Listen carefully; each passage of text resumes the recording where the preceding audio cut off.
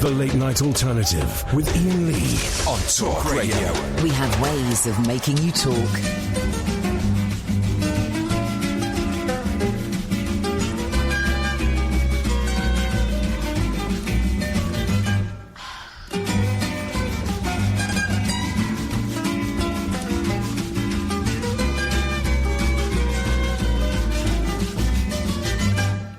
An Indian girl once said, while making Indian cornbread, the eagle flies, take a his advice and go. Keep moving. And safe cracking Big Bob was on a heavy job. He heard a noise, said, come on, boys, let's go. Keep moving. Horse was in a race, he could win show or place. He came in first from out of thirds to go.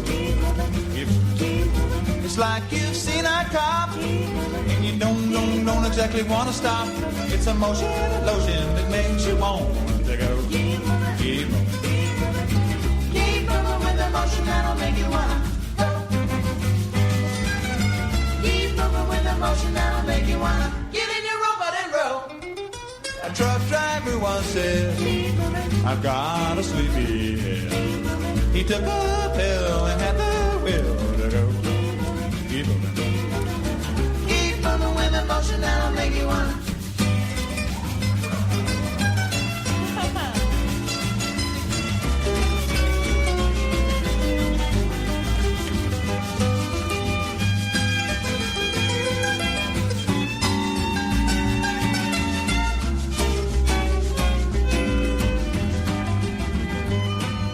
And reasonably brought down, a clown could only frown.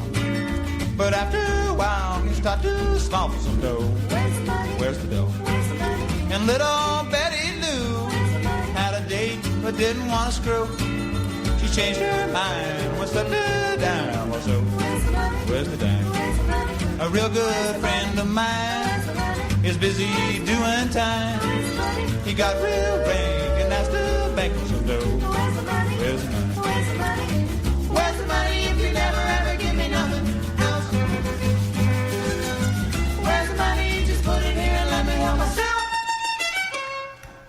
A boxer's in a ring. He hears that bell go ding. He went there fighting with all his muscles and dough. Where's the money? Where's the money? Thank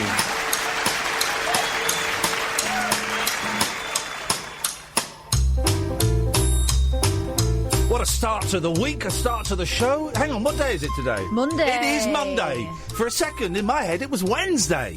That's how busy today has been. It feels like I've lived 2 days. Good evening, Katherine Boyle. Good evening, Iain Lee. Thank you very much. Those are the names. This is the Late Night Alternative. We would like to thank everybody at the Arias who, for a second year, have nominated us as Best Talk Radio Host Non-Breakfast. We won it last year. Fingers crossed we win it this year. And what was great is we were giving a talk today at the Next Radio Academy. It's like all the bigwigs, all of the suits, all of the brains, the money women, the money men, the talent, everybody who's everybody was there, and we went on straight after those nominations were announced. So it was a real triumphant moment for us. Our name was read out as part of the nominations, and then we had to walk out, and it was very, very hard. Very hard to keep our feet on the ground, but we did. So thank you to the Arias. Thank you for the great taste. Thank you to the judges, everyone who voted. Thank you to you. No, not you, the listener. Actually, you didn't do nothing with us. Thanks to us that we did it. 0344 499 1000. Very busy show tonight, and we've got a very serious warning. In fact, let me stop this music. The Gurney Slade theme is a little bit flippant for what we want to do here. Very serious warning. If you've got young pet... Was that you scratching? Yeah. That was hairy. Very serious. This is actually serious. So stop the sound effects for a minute. Sound FX. And I only recently worked out that sound FX is... When special FX people use the phrase special FX, they're making the word effects into an actual special effects. The word special effects is an effect. But what does FFS stand for? For flip's sake. Ah. So here's a warning. This is a genuine warning, and we've done the funny bits, and we'll go to Alan Caddick to do the funny bits again in a minute. But this is actually a genuine warning. If you've got young children, teenage children, if you're an adult, this is actually quite important with Brexit and with Trump, and as we know, with the rise of the jihadis. By the way, there's a TV series starting in a few weeks for kids called The Jihadis, but they spell it Jihad's. And basically, it's these four crazy extremists that live together. They're in a band, and they go around trying to cause mayhem, but with hilarious results. I've seen the teaser for it, first episode. It is a lot of fun. You're really, really going to like it. But no, this is actually serious. This is going to save you money. This is going to save you time, and this is certainly going to make your life extend your life expectancy. There is something doing the rounds at the moment that is not what it says it is. There is something that is out there at the moment that claims to be one thing.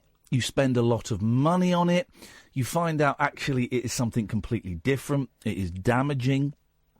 It is painful, and is expensive. And Kath and I should know, because we spent £25 today on this. We bought tickets to see the new Predator movie, The Predator. It is the biggest crock of shit I've ever seen in my life. What a waste of time. What a waste of money.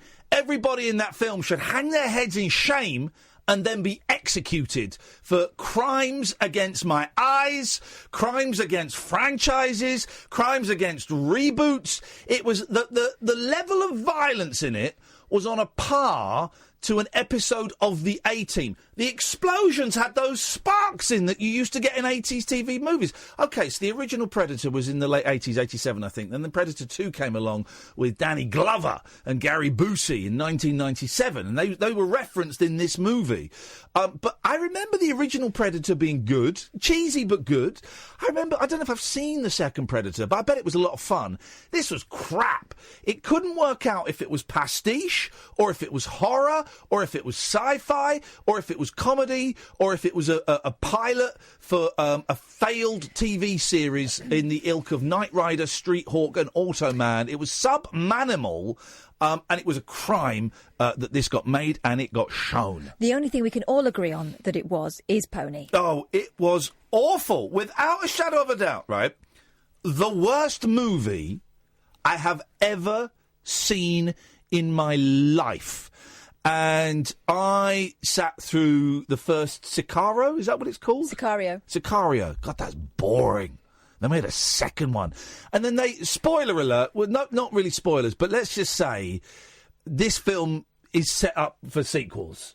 It's set up for sequels in the same way that the A-Team movie was set up for sequels. And I hope that the suits at Paramount Pictures and Universal and 21st Century Fox and all of those guys, I hope they have the sense that they did with the A-Team movie and they pulled the plug. And they kept saying, oh, yeah, no, the A-Team 2 is going to come, knowing that it wouldn't come because the first one was a stinker. Apart from that scene when they're in a tank that's falling down. Have you seen the A-Team movie? No. There's a bit where they're in a tank and it falls out of the back of an aeroplane and they're going to crash into the ground. But then Hannibal sees a lake over there. So what they do is they turn the turret round in the tank and they fire it so that it pushes them so they end up over the lake. That bit was actually quite good and based on science. No one actually gets killed in the A-Team, do they? In the television series, no. Boy George was in the A-Team. Not as a member of... He wasn't the Face Man or something, or Howlin' Mad Murdoch, but he had a cameo in the A-Team. I used to like the A-Team. Who was their female assistant? Bonnie. Yeah. So I know this, because if you wanted to play with the boys, you had to be Bonnie. No, Bonnie was the female assistant in Knight Rider. Oh, yes, she was. Was it Amy? Amy and Bonnie. They should get their own spin-off show and team up with Pepsi and Shirley and kiss. The rock group. No, they forget the rock group kiss. The four of those girls should kiss. So it was awful. I booed it as the credits rolled. I started booing it. You did. Don't give spoiler alerts, but there was a bit when we started laughing hysterically. What was... What was that? Oh, yeah. There's a bit... There's a bit where... No, it wasn't it was the thumb. He gave a thumbs up. There's a bit where the Predator suddenly has his little joke. Yes, Predator starts doing jokes with body parts. Honestly, it was absolutely the worst film I've ever seen. It was awful. And I've seen Dirty Dancing Havana Nights. Is there a sequel to Dirty Dancing? Yeah, don't. Oh, there we go. That's tonight's phone in. 0344 499 1000. Sequels that no one else knows about or that should never be made. Obviously, Grease 2. Grease 2. We call this Grease 2. By the way, we're lucky. We've got the owner of Grease 2 on the line now. Good evening, Alan. I own Grease 2. You own Grease 2. How is that doing for you? Have you made any money? Have you made any celebrity friends? Is Michelle Pfeiffer or Maxwell Caulfield? Are they friends of yours now? Not in a penny. Aye, mate. It's just like the producers of that movie. That's why they gave it away so freely. Oh, no. Alan, don't go and see the new Predator movie, unless they're advertising with us, in which case I'm going to go and see it again. But don't go and see it. It's a stinker. I've never seen the first Predator. I think I saw the first one. I must have seen it like 33 years ago when I was, like a teenager. That must have been because it came out in 87, so I'd have been 14 and 15 that year. So, yeah, I've seen it. I seem to remember enjoying it. The second one, I'm going to go and watch those movies again. But the new one, and it's called The Predator, to distinguish it from Predator and Predator 2. Because they decide that that's the official species name. Did Carl Weathers die? Here's the question for everybody listening tonight. And you thought our Bruce Lee chat was nerdy. Did Carl Weathers die in the original Predator? I'm not sure. You've not seen it? I know. So if you'd have answered it, I'd have been a bit confused. I'd have been scratching my head going, well, hang on a minute. You were like, a minute ago, you were like, I've not seen it. And now you're like, well, I know the answer to that question. But I don't. Exactly. You passed the test. I know someone else who died yesterday. Tinker from Lovejoy. Oh, did he? Yeah. Oh, I worked with him once, and he told me about how he used to take a lot of LSD in the 1960s. He also got a bit grumpy around the reading table because the script was rubbish. He was right, the script was rubbish, but I thought that was a bit... But yeah, he spent a nice afternoon with him once, and he was telling me tales of LSD, yeah.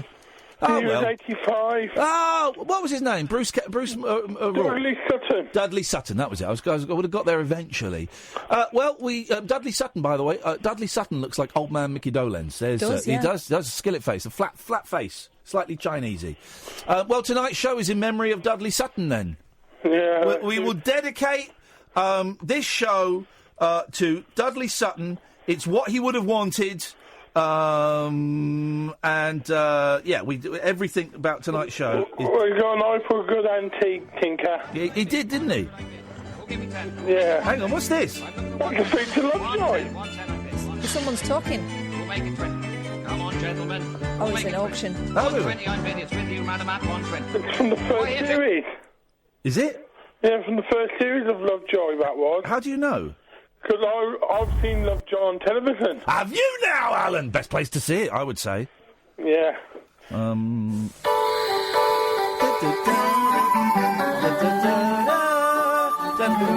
Dudley Sutton is up in heaven now, jamming with Sid Vicious and Jimi Hendrix. Seeing Ian McShane there reminds me of the first and last male stripper I ever saw. Oh, really? Was it Ian McShane? It was basically Ian Hard McShane. Times. By the way, Hard Times is the name of my new stripper outfit that I'm going to be touring the country with soon. We were all laughing, but it was because we were appalled. It was a man who was about 3 times our age, and we were all recoiling in horror. Honestly, flipping heck. Hey, here's a trivia question for you. Who wrote the books that Lovejoy is based on? Good question. Jonathan Curtin? No, Jonathan Gash. I knew it was a Jonathan. I didn't know it was a Gash. That's a little bit ripe, isn't it? I know. It's a bit stinky. Stop it. All right, Alan, thanks for your call. 0344 499 1000. If you're a new listener, if you were listening to us give out ponderous thoughts at the radio talk today, and you're tuning in going, hey, those guys sound like really decent, interesting, worthy guys. No, the 3 clips we played we cherry-picked, of course. This is what it's normally like. We make innuendo, we call out the author, Jonathan Gash, and we bully Alan Caddick. 0344 499 1000. This is Talk Radio. Uncut, after-hours conversation for the up-all-night generation. The Late Night Alternative with Iain Lee On Talk Radio. We'll get you talking. 0344 499 1000. It's a terrible film. What are you looking at? What, generally? Just looking round. Well, you got a bit of a vibey attitude about you. Listen, tonight. I can't help bringing the sass. It's not sass, it's ass. So at the weekend, 0344 499 1000. It's going to be a frothy show tonight, light and frothy. So at the weekend, my boys came and stayed, And, I was going to do a really opening, moving monologue about taking my boys back after having them for a weekend. Now it's heartbreaking, but kind of actually talking about advising my listeners about the Predator movie being a rip-off, I think is more important. So consider yourself moved. Yeah, okay. So I will talk about it later on. But I had my boys this weekend, and I stayed over at their house on Friday. I woke up early, and we came over, and we got a cat flap installed. So the cat's got a cat flap, and she's an old lady, and the cat flap is quite high because of the steps and the way the door is. So I've had to do what I haven't done for years. I've had to build steps for her to get out, and I've built those with using VHS cassettes, but in the thick, chunky cases. Okay, so that makes it so there's I think there's like 5 or 6 videos I've used, and she just to climb up there. And on the other side, I've just put like a plastic box on the other side. And it kind of works. And she wouldn't go through it. And at one point, I was picking her up and trying to shove her through it. And I swear to God, she had her arms out either side and her paws. And her head was going through and her paws were like stopping her. And I thought, well, this is not going to happen. So in the end, we just dumped her in the garden and then locked her out so that she had to come in that way. And she did after about 3 hours. And she came in through the thing, and now she looked very annoyed. She looks so peed off, and she just gives you a dirty look as if to say, "Okay, we know what's happening. I just want you to know I ain't happy with this situation. I preferred it when you opened the door for me, but I'll do it. But I hate you." What was it the other day when you'd opened one door for her, and then she went and stood by the closed door in the next room as if to say, "No, this one, please." And meowing at me, shouting at you, and I opened it. I opened it for her, but now she goes in and out. And she does it, and that is great news. But so I had the kids, and we had a great weekend. But I discovered this television program. It's an old TV show, right? I'd seen it in listings, so I'd heard of it. I'd never watched it before. We watched 5 episodes. That's 2.5 hours of this program, right? And it was the most hideous. I would like to see a movie of this instead of Predator, right? It was hideous. It was pornographic. And my kids are 6 and 8. It was everything that is wrong with television, and we could not stop watching it. It's a show called Man vs. Food. Have you seen that? What a program. So it's a big guy, not as big as you'd expect, but they kind of do it like a travelogue thing where he goes to different parts of America to experience their food, right? But he doesn't go to fancy restaurants. He goes to, like, diners and Mexican restaurants and burrito bars and pizza. And he goes to, like, where the locals eat, right?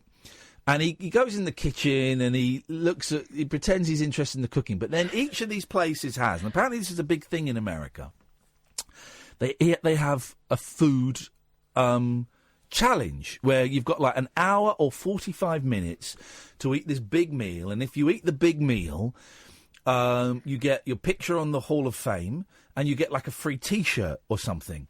So the meals I saw him eat, right? A 60-ounce steak. Oh my God! A 60-ounce steak. That's like the size of a baby. The meat looked incredible, but it looked disgusting. And also, I don't want to, we like to keep this friendly and above the waist, but I'm just thinking that man's colon must have been ripped to shreds. A 60-ounce steak, right? We saw him eat. Did he finish? Oh, he finished this. He finished this with 35 minutes to go. You showed me. Was it that guy? No. Because he's had to quit. Oh, was he the first guy? Adam Richman. Because there was a guy that did it for Series 1, and then it became a different guy. We saw him eat. He had an hour to eat it. He ate it in 25 minutes. A 5-pound burrito. Wow. Right? But what made it even more incredible was he then had to eat 1/2 pound of bananas and cream as the dessert. Did that with ages to go, right? The one that he failed on... He's going to be pooping Play-Doh. The one he failed on, and I don't know... Right, OK, it was a burger, right? And it was the equivalent of 8 burgers in a thing. The bun, the top half of the bun was 1/2 pound. So the bun itself was a pound, right? With the top and the bottom was the bun was a pound. And the burger, I don't know how big, the burger was like... I think the burger was like 6 pounds. With cheese. He couldn't do it. He could not do it. He wimped out. And there was a guy in the restaurant that had done it already. And it's the weirdest... Have you seen this show, dear listener? It's the weirdest thing. So he does he goes backstage and looks at the food and goes, oh, he had, what do you call them? Dorito. What do you call them? Dorito? Nachos. Uh-huh. I think it was like 6 pounds of nachos covered in beans, beef, pulled pork, and cheese. Honestly, man, my kids were sat there transfixed, and they kept saying, and we don't really watch TV. They watch Netflix, right? And we just found this, and I thought, oh, well, let's watch 5 minutes of this. And I didn't know if they'd like it. I knew I'd love it. And it finished, and I said, right, should I put a film on now? And they kept going, can we watch one more? 2.5 hours we were watching this. And then we ordered Chinese food. So we played Man vs. Food. And every time my kid stopped eating, I went, eat it! Of course I didn't do that. It was incredible. Food porn, man. And and so unhealthy. So anyway, so when the challenge happens, the guy comes out into the restaurant and the whole local crowd sort of sit behind him. And he sits there and he eats this stuff and they shout and cheer him on. And then hot women come up to him and kiss him on the cheek while he's eating. And I'm there doing voices for my boys. My boys find it hilarious. I'm going, hey, lady, stop kissing me. I'm trying to eat this big burger. And you're kissing me? Get the heck out of here, ladies. I'm eating. Boys in hysterics at that. Really easy audience, those two. I've never seen anything like it. But also, I'm watching it thinking, yeah, I could do that. I could do that. I could eat the £5 burrito. That looked tasty. Really? Yeah, that looked tasty.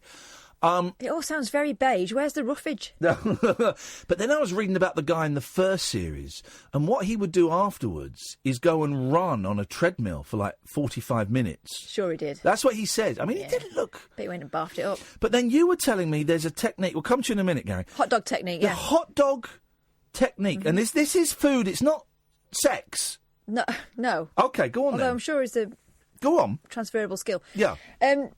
Well... You have hot dog eating competitions, and one of the leading competitors on the world eating stage is a very tiny, I think she might be Chinese. Anyway, a very tiny Chinese woman, let's say. Yeah.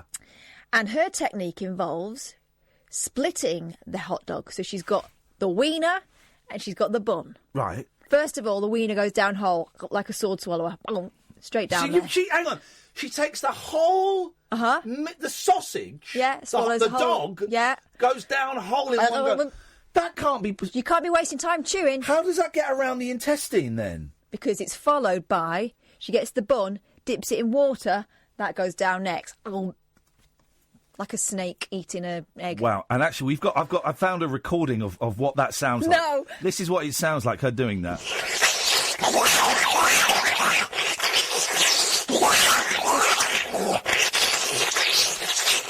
That's what it sounds like. That's an actual recording of that happening.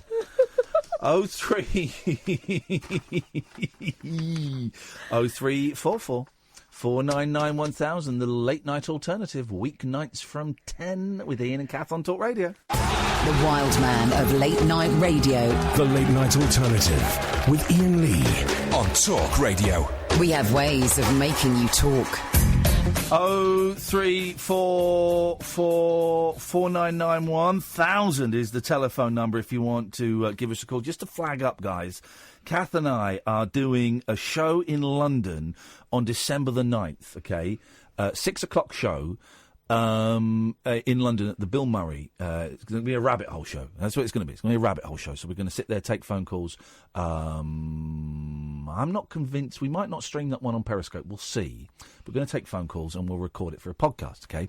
There are 20 tickets left. 20 tickets left for a show that happens in 3 months. How is that possible? I don't know. Here's the thing. If we can sell another 5 tickets before the end of next week, before the end of this week, right? If we can sell another 5 tickets before the end of this week, we are going to look very seriously at putting on another show that same day that is going to be something completely new, completely different, and as far as I'm aware, completely unique. Because we don't want to do another rabbit hole the same day. That would be crazy. And we're not going to tell you what it is now. But we said, well, we're selling so well, maybe we should put on another show. And I said, I've got this sort of idea for this. And then Kath went, well, why can't it be this? And we went, proper light bulb moment. We went, yeah, okay. So we've got a good idea for like a sort of fun Christmas show, Christmas party type vibe, okay? But we don't want to. We've got to check that the venue is free, so it'll be on the same day. It was earlier. We've got to check the venue's free, and they're going to get back to us. And we've got 20 tickets left for the 6 o'clock show. If we can sell 5 more tickets before the end of the week, then we're going to really try and book this other show. Okay, so if you want to get those tickets. And this will sell out. It's just, will it sell out quick enough for us to go, well, maybe we should put on a second show. If you want to get those tickets, Iain Lee... ticketsource.co.uk/Iain, IAIN -Lee. ticketsource.co.uk/Iain-Lee. Okay? We've got to sell 5 more tickets in 5 more days. And if they go, then we're going to put on another show that is going to be a little bit cheaper because it's kind of a punt. We think it's going to be very, very silly, and we think it's going to be a lot of fun. Okay, and also if you've bought, this gets complicated. Everyone that's bought a ticket for the show so far will get first dibs on tickets for the other show that is happening and is completely different. I will email you directly and say, hey, look, you've bought tickets for the 6 o'clock show. Here's what we're doing at 4 o'clock. You're going to get you get cheaper tickets as well. That's what we're doing. And also, if we sell out the 6 o'clock show, it means that Gatford can't come. Oh, that would be a shame. That Gatford. would be a shame. Yeah, big shame. Yep. Yeah. Yep. Big shame. Massive. Yeah, big shame. Big shame. What have you got for us? Well, just looking through those radio award listings. Just looking down the list of nominees. Yep. Justin Dealey. Yep. Excellent. Great. Yep. Eamon Stay-at-Homes. Yep. Brilliant. How does he get nominated for award when he doesn't even broadcast on the radio? Surely he'll send someone else to pick up the award. Thank you very much indeed, yes. Yeah, Julia Hartley-Brewer, that said. Yep. Don't see your name there. Thanks so much for calling, Gatford. We're not in the business news. of taking trolls. We're certainly not taking calls from trolls this evening. That's not happening at all. 0344 499 1000 is the telephone number if you want to give us a call. Hey, here's a weird story. You heard about the needles? Yes, in the strawberries. In the strawberries. Yeah. So Australian strawberries. New Zealand has put a ban on Australian strawberries because they found sewing needles, not knitting needles, sewing needles inside the strawberries. And so I was looking at this, and then now there's a development. They've now found a metal object in a banana. What? Queensland police are launching an investigation after a metal object was discovered inside a banana. Warnings have been issued for strawberries following several reports of the fruit contaminated by needles in parts of Australia. And there's a picture of Police Commissioner confirming that there's been a metal object found inside a banana. A 62-year-old woman is assisting Maryborough Police with their inquiries into alleged contamination of a banana within a local supermarket. Police are confident no other products were contaminated. It's also being treated as an isolated incident. What the hell is going on with Australian fruit? But imagine you have a lovely juicy strawberry. No. And then there's... Well, imagine you get some for your kids. Your kids have it. That's insane. It's wickedness, really, isn't it? That's insane.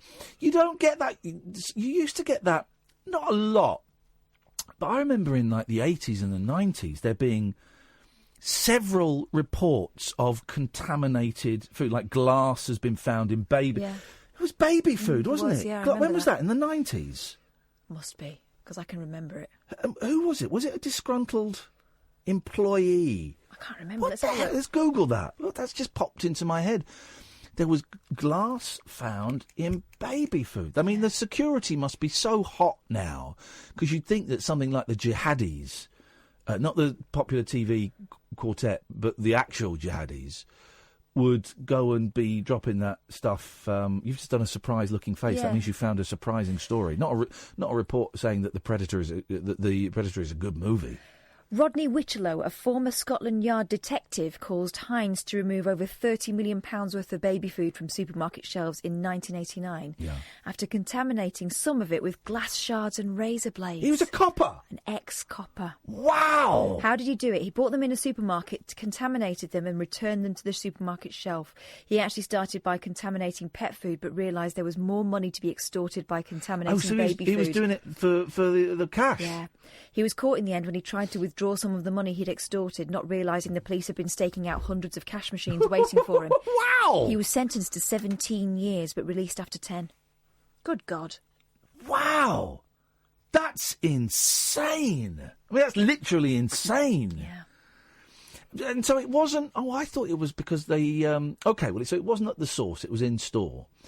And it wasn't... because he hated babies. I don't say that as a joke. It wasn't, I can't have kids, so I'm going to murder kids. It was simply to get millions of pounds out of Heinz. Yeah. Wow. Yeah, but what a gamble.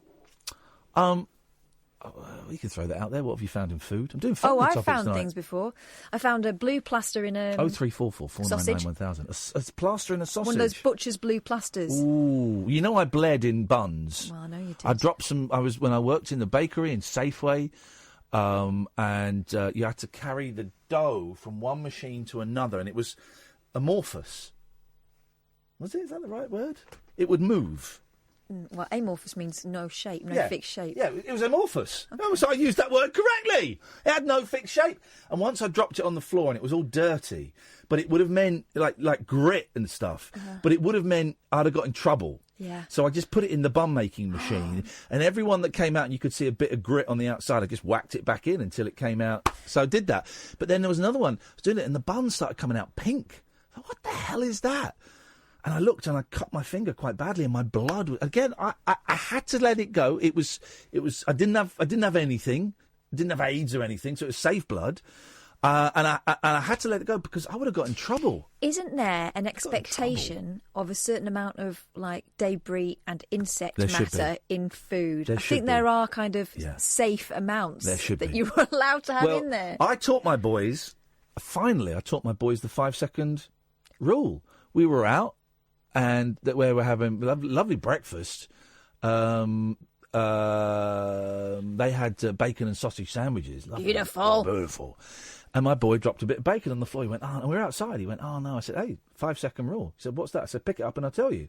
So he picked it up well within the 5 seconds. I said, right, the rule is, if you drop food on the floor, you've got 5 seconds to pick it up. And even then, it's a little bit... Check there's no obvious bits on it. Yeah, well, it's a blow on it, and that's fine. And he had it, and it was delicious. Absolutely delicious. And if it's in the house, if you can still see what it used to be, it's probably safe. Exactly. Some of the best food is food that's been dropped on the floor. It really, really is.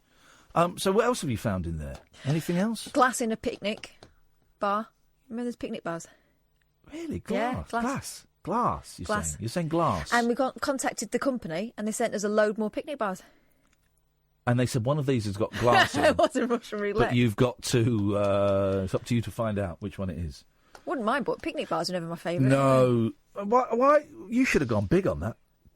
Well, I wasn't that sort of person back then. I would now, obviously. Yeah. Yeah. Are you allowed to tell us about you getting screwed over by your car dealership? Well, no, because I'm waiting for the finale and I want to see what the punchline is. But basically, they said you rent your car. Well, kind of. Lease it. I've got one of those deals where I'm never going to own the car. I make a payment for, I think it's on 4 years, and I'm supposed to hand it back in a decent condition. Yeah. I can do a balloon payment at the end if I want to. Balloon payment, she says. Or, is it called a balloon payment? I don't know. Never heard of that. I can pay it off at the end if I want, or I can just go and... Basically, they hook you into a finance deal and you end up getting a different car and they just carry it on and you end up paying sort of the same or a little bit more for a different car. Anyway, I've got about a year and a half to go on this deal, so I hadn't even thought about it. Yeah. And I got a phone call this time last week from the woman who sold me the car. And she said, oh, hi, I just wondered how you're getting on with your car. And I said, oh, fine. It's the best car I've ever had, to be honest. Oh, look at you, loving your car. I didn't say that to her, but it is the best car I've ever had. Yeah. The rest of the cars I've had have been like, well, can I fit a pushchair in it? Like, well, all right, I'll have that one. And they've never been particularly fun. This car is fun. So no, I really like it. She said, OK, well, how about, would you like to change it? Come and talk to me about changing it. We could maybe even upgrade. I said, well, I've got another year and a half to go on it. Surely it's a bit too early. No, I'm sure we can do something. We're having a special event. Why don't you come in? Special event, yeah. Jesus. So I went in and we sat there. As soon as I went in, sat me down, got the kids hot chocolates. You know, we had lattes. They weren't playing games, biscuits. OK, got free food and drink out of it then. So yeah, I'm happy about that. Yeah. And then we started looking at new cars, and she said, what do you fancy? This is what we've got here. I could make you one of these up, or we could get one of these from stock. You know, we've got this. Make you up a car? Yeah, because this particular... Mix and match. This particular brand of car, you do kind of... You have the choice of different facilities that go in it and yes, stuff. facilities. Like... I can't say it without... giving away... Yeah, like one of, for example, number of cup holders, the colour of the seats. No. One of those plug-in machines that sucks you off. They haven't. Like in that... Remember that Nissan that caught fire? Do you remember that? Because he built a machine that plugged into the lighter that sucked you off. And it blew the Nissan up. I didn't find that particularly useful, so I've asked for that to be taken out. OK. But no, this particular brand of car, it's a Mini. OK, right? It's a Mini. You get... what's known as packs. And by the way, today's the what they call that little when you can carry the radio show around on your phone. The podcast of tonight's show is called Kath's Mini. So you can because some people call it that. You can all have Kath's Mini whenever you want. It's yours. It's yours Mini. to take Kath's Mini home, jump into it. You can go at the beginning, or if you want to just get to the end. Just enjoy Kath's Mini. Wow, they wanted to show me new minis. Share Kath's Mini around with your friends, with your parents. Your pets can have a go on Kath's Mini. Kath's Mini is for your enjoyment. I won't indulge. I can't. I don't. I can't get involved in Kath's Mini. But Kath's Mini is our gift to you. You've been in my Mini for quite a bit. I have, and I apologise for that. I was very, very drunk. And you were very gracious, but Kath's Mini is our gift to you, dear listener. We really hope you enjoy. If you've enjoyed Kath's Mini, please rate Kath's Mini, share it, subscribe to Kath's Mini, and rate it. Anyway, so she started. I give Kath's Mini 5 stars. It was a bit cold. Hey, I'd done it up really nice so they could have a look at it. Good for you. Because well done. I knew that they would be evaluating my Mini on that particular occasion, and I didn't want them thinking I was a scruff bag. So it was all clean and tidy. I'd even had it waxed. Though it's funny because it's true, inside and out, not waxed, but I'd had it valeted inside and out. Yeah. Good. 40 quid it cost. Gave it a good going over. Yeah, and I took all the rubbish from out. There we go. It's a lot of debris builds up in a Mini. I found quite a lot of stuff in the boot, actually. In the boot as well. Oh, I didn't. This is bonus. As well as Kath's Mini, you get the boot. You get access to the boot. This is great. Boot's nice and clear now, so anyone can have a look. There we go. So, I took it in, and she was showing me all these new Minis. Yeah. And all the time I'm thinking, this is too good to be true. This isn't going to happen. I'm not imagining myself in a new car. No. And, the girls were looking at these different cars in the shiny showroom. They set it out all really nice and everything, and the bright colours. Yeah, we know what car showrooms look like. No, but Mini are particularly hot on design and stuff, and it's just beautiful. Anyway, and I was thinking, don't get carried away, Catherine, because there'll be a catch. And sure enough, 2 hours later, once we'd established that, maybe this one is something you might be interested in, and we've had a look at yours, and OK, I'm just going to go and get the manager in just to have a word with you about this. And sell you some double glazing. And he came over with this funny attitude, like I'd gone in there with a car that I still not paid a year and a half's finance on, and is a bit bashed up, to be honest, on one side.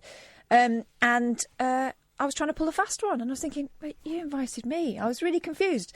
And all the way through I'm thinking, all right, hang on a minute, am I getting a bit of a lecture on why my agreement's not finished yet when you invited me? And so he went away, he said, right, here we go then. Here's what I can offer you.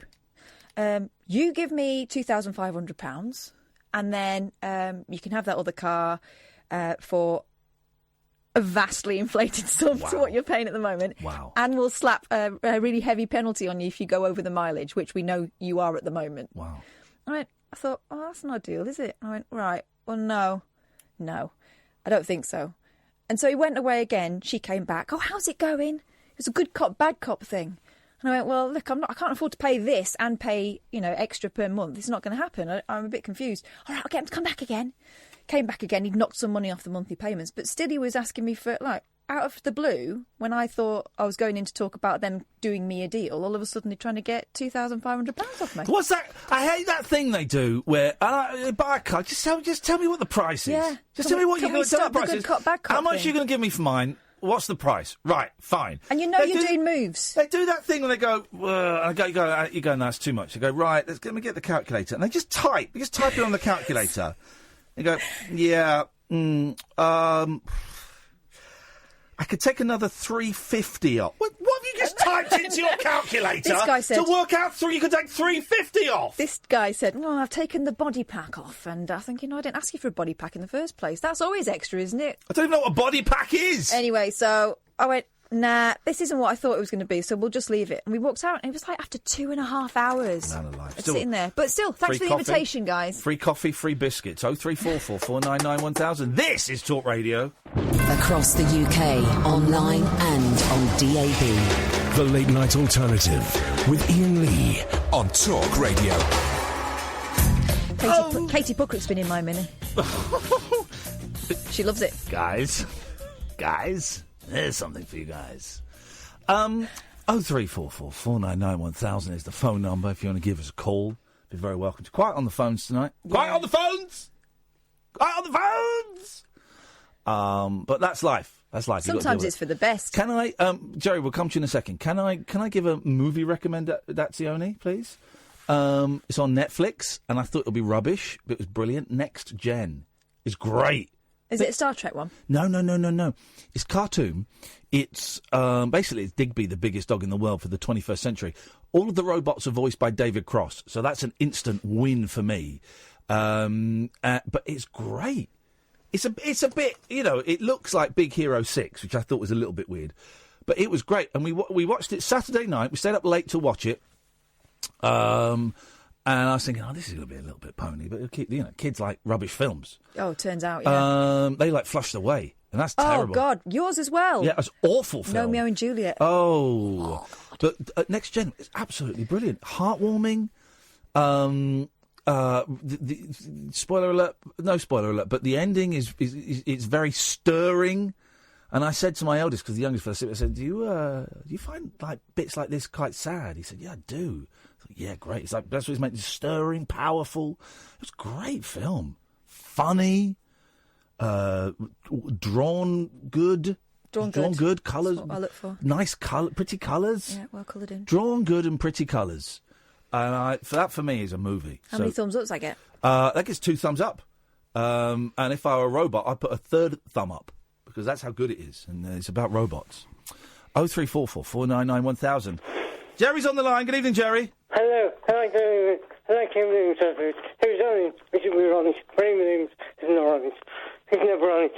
But he's on it. Trying to innocence. I'm about to have a terrible day. Good day, but terrible. Long day. Thank you all for everyone who's out. Finger. Right. Hang on a minute. Just calm down a minute. So, calm down. So, calm and breathe. So, you tweeted us last night saying that you were on the floor again and you wanted us to call the police. Personally, I felt very uncomfortable about the prospect of calling the police because... and I'll explain why. Because I wasn't there, because I didn't know what was going on, because I don't know the full situation. So I hope you understand why I'm... and also, if I call the police, it could become... it could become a different thing if it got out that it was me that called the police. The attention gets taken elsewhere. So I was thinking long and hard about that, and I didn't. But I know that, Kath, you did call the police. I did, yeah. But I also, wasn't the first. No, the first was Craig Shitpeas. Yes. On Twitter, Craig Shitpeas. I'm guessing not his real name, but if it is, apologies, Craig. Yeah. So there were at least 2 calls to the police were made because you were on the floor again, in your socks and your shorts. City shorts. Okay, well, okay, let's not bring allegiances into it. And have I got this right? The carer said you'll have to get up yourself and then shut the door on you. Is that right? Yes, that's correct. Okay. And you tweeted that you felt you were being victimised and bullied and that you did not feel safe. I just knew there was 6 hours on the floor. Because there was 6 hours on the floor the other day. I just said, and shorts on, just shorts. And my shorts were not very warm. Right.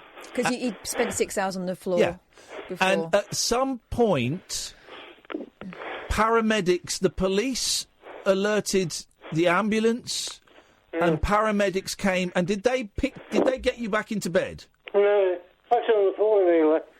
I was on the floor. They said, we read the care plan, you can get up.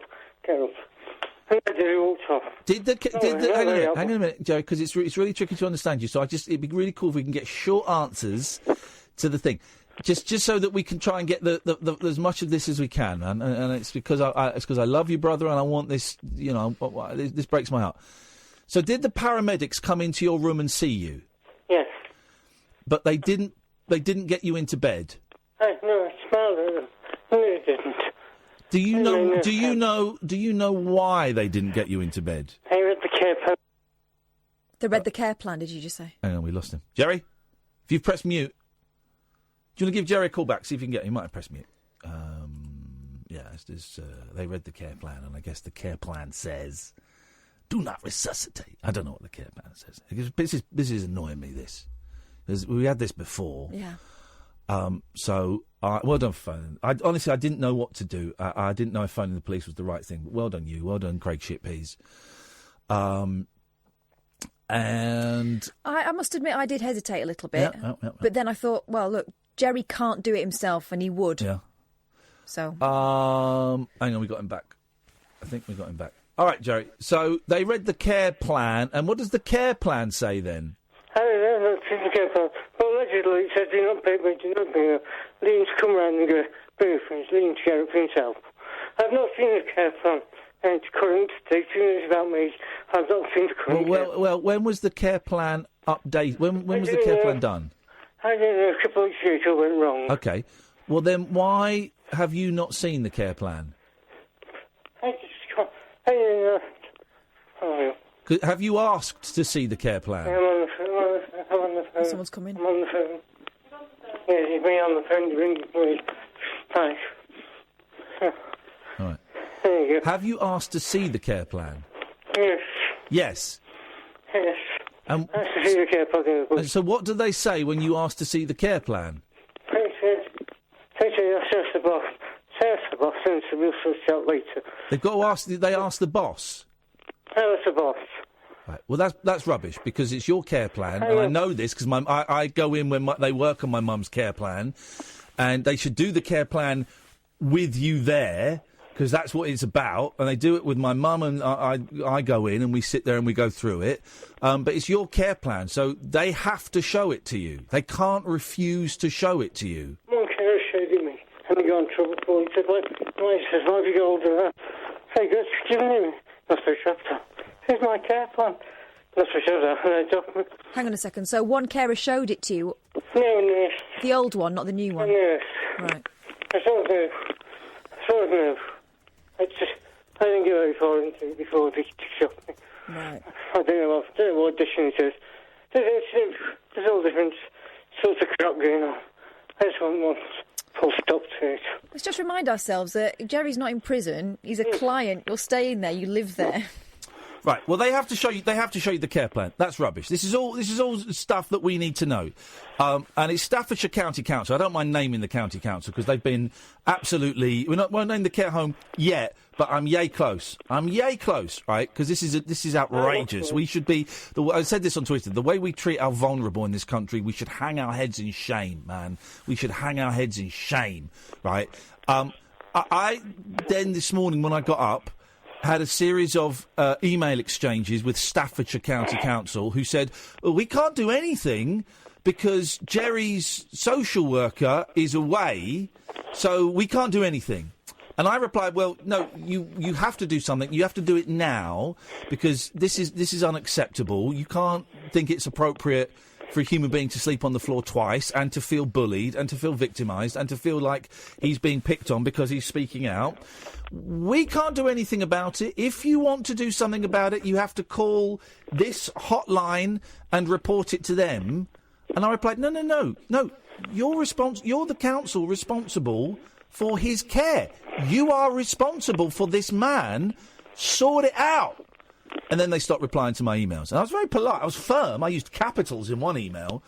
But then they stopped replying and they said, OK, well, we've reported it. They tweeted, we've reported it to the whatever it is, the adult care thing, whatever. So... Have you heard I've got an update for you. Right, well, all right. Well, then stay there, Gerry. Can you stay there for a few minutes? Yeah. Because we're really late for the news as it is, and I want the update. And I also want to talk about Richard Gregorian, who's a listener and he's a good man, and he's a legal man, and he's come in with his legal guns a-blazing. And a lot of good people are getting involved in this, because this is going to get sorted out. This ain't happening. This is not happening on my watch. 0344 499 1000. This is Talk Radio. Across the UK, online and on DAB. Get an earful of unusual nocturnal emissions with radio's Lord of Misrule, Iain Lee. No relation, thank God. Unfiltered Night Talk with the original king of unconventional conversation. The Late Night Alternative with Iain Lee on Talk Radio.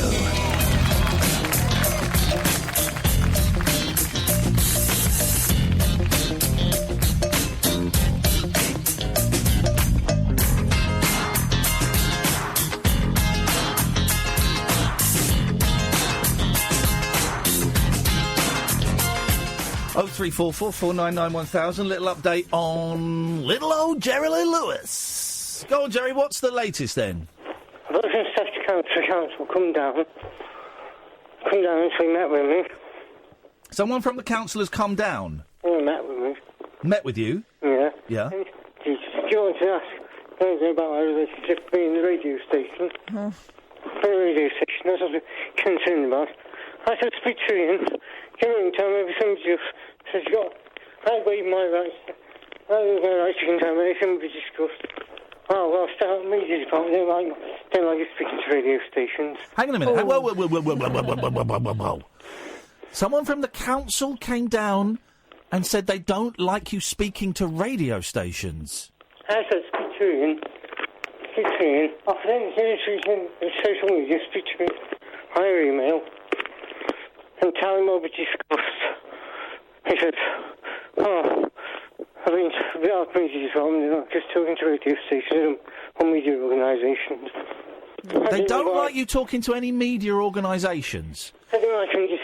Well, here's the thing. I don't like them leaving my friend lying on the floor so he can piss himself if he wants and freeze to death. I don't like that. I don't like human beings being treated like worse than animals in a farm. I don't like human beings who've been dealt a really bad hand of cards in life being told they can't do things as though they're like prisoners or sex offenders or something. I don't like people who've got neurological conditions being told what they can and can't do and who they can and can't speak to. Because, A, my mum's got a neurological condition, so it's something very close to my heart. And B, what right have they got? Hey, listen, if you don't like people grassing you up for not being able to do your job properly, then do your job properly or get someone who can do it properly. That music always kicks in when I lose my temper. It's a new thing we've got installed here at Talk Radio, and I'm really glad we have. It brings me back down. So go on, what else did they say? Can you hear me? I can hear you now, yes. He's been right. I'm trying to finish it. And the manager says, he says, my drafting, I was going to say new box. He says, I'm going to give this number out. That's not probably number. Say, secret numbers. Come ringing back. Can't get in touch with them, please. These secret numbers, someone gives them numbers to them. They're ringing back. Can't get in touch with them. Says, I need to get in touch with them. Can't get in touch with him. Hang on a minute. Are you getting this, Kath? No. Someone's calling you back and you can't get in touch with them. Is this your social worker? No. Is this Richard? Who? Richard? Richard. OK. Have you spoken to Richard? Yeah, Richard's a good man. OK, so you've been able to speak to him. Who can't you speak to? It's not from social services. Social services. Right. Who come? Social services come. Hey, I don't know who he is. OK. I forgot his name. But I can't get in touch with him anyway because he lost his number. He wouldn't give his number. He wouldn't give his number? Right. He disgraced. All right, listen, Gerry. Things are moving, okay? Because Richard is a listener. You don't mind me... I think Richard has said it's cool, but you don't mind me saying about Richard, do you, on air? Richard's good.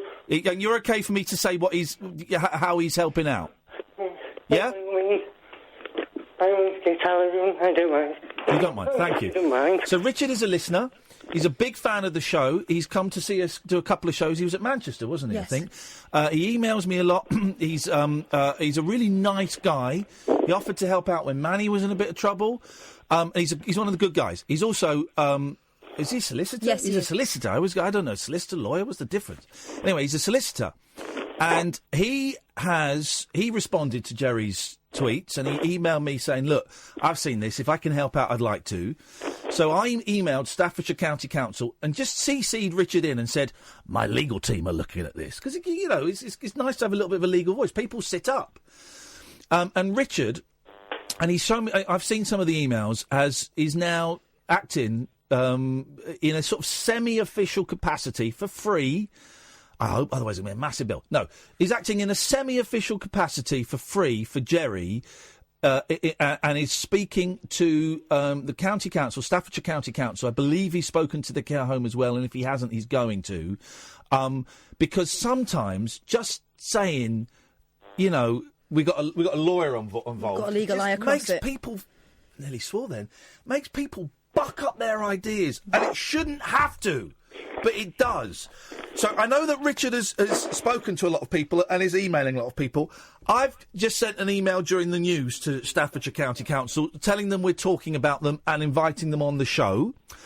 I've also just tweeted them saying, who the hell told my mate he wasn't allowed to phone me up and tell me... By the way, if you weren't treated so badly, Gerry, I know that you'd be phoning up talking about crap music and making terrible jokes. That's what we want the phone calls to be about. I'm getting no pleasure hearing about you sleeping on the floor and being treated appallingly. I want you to phone up and talk rubbish to us. Also, I sent some emails last night while I was up, and I got a message back this morning from Laura Smith, MP...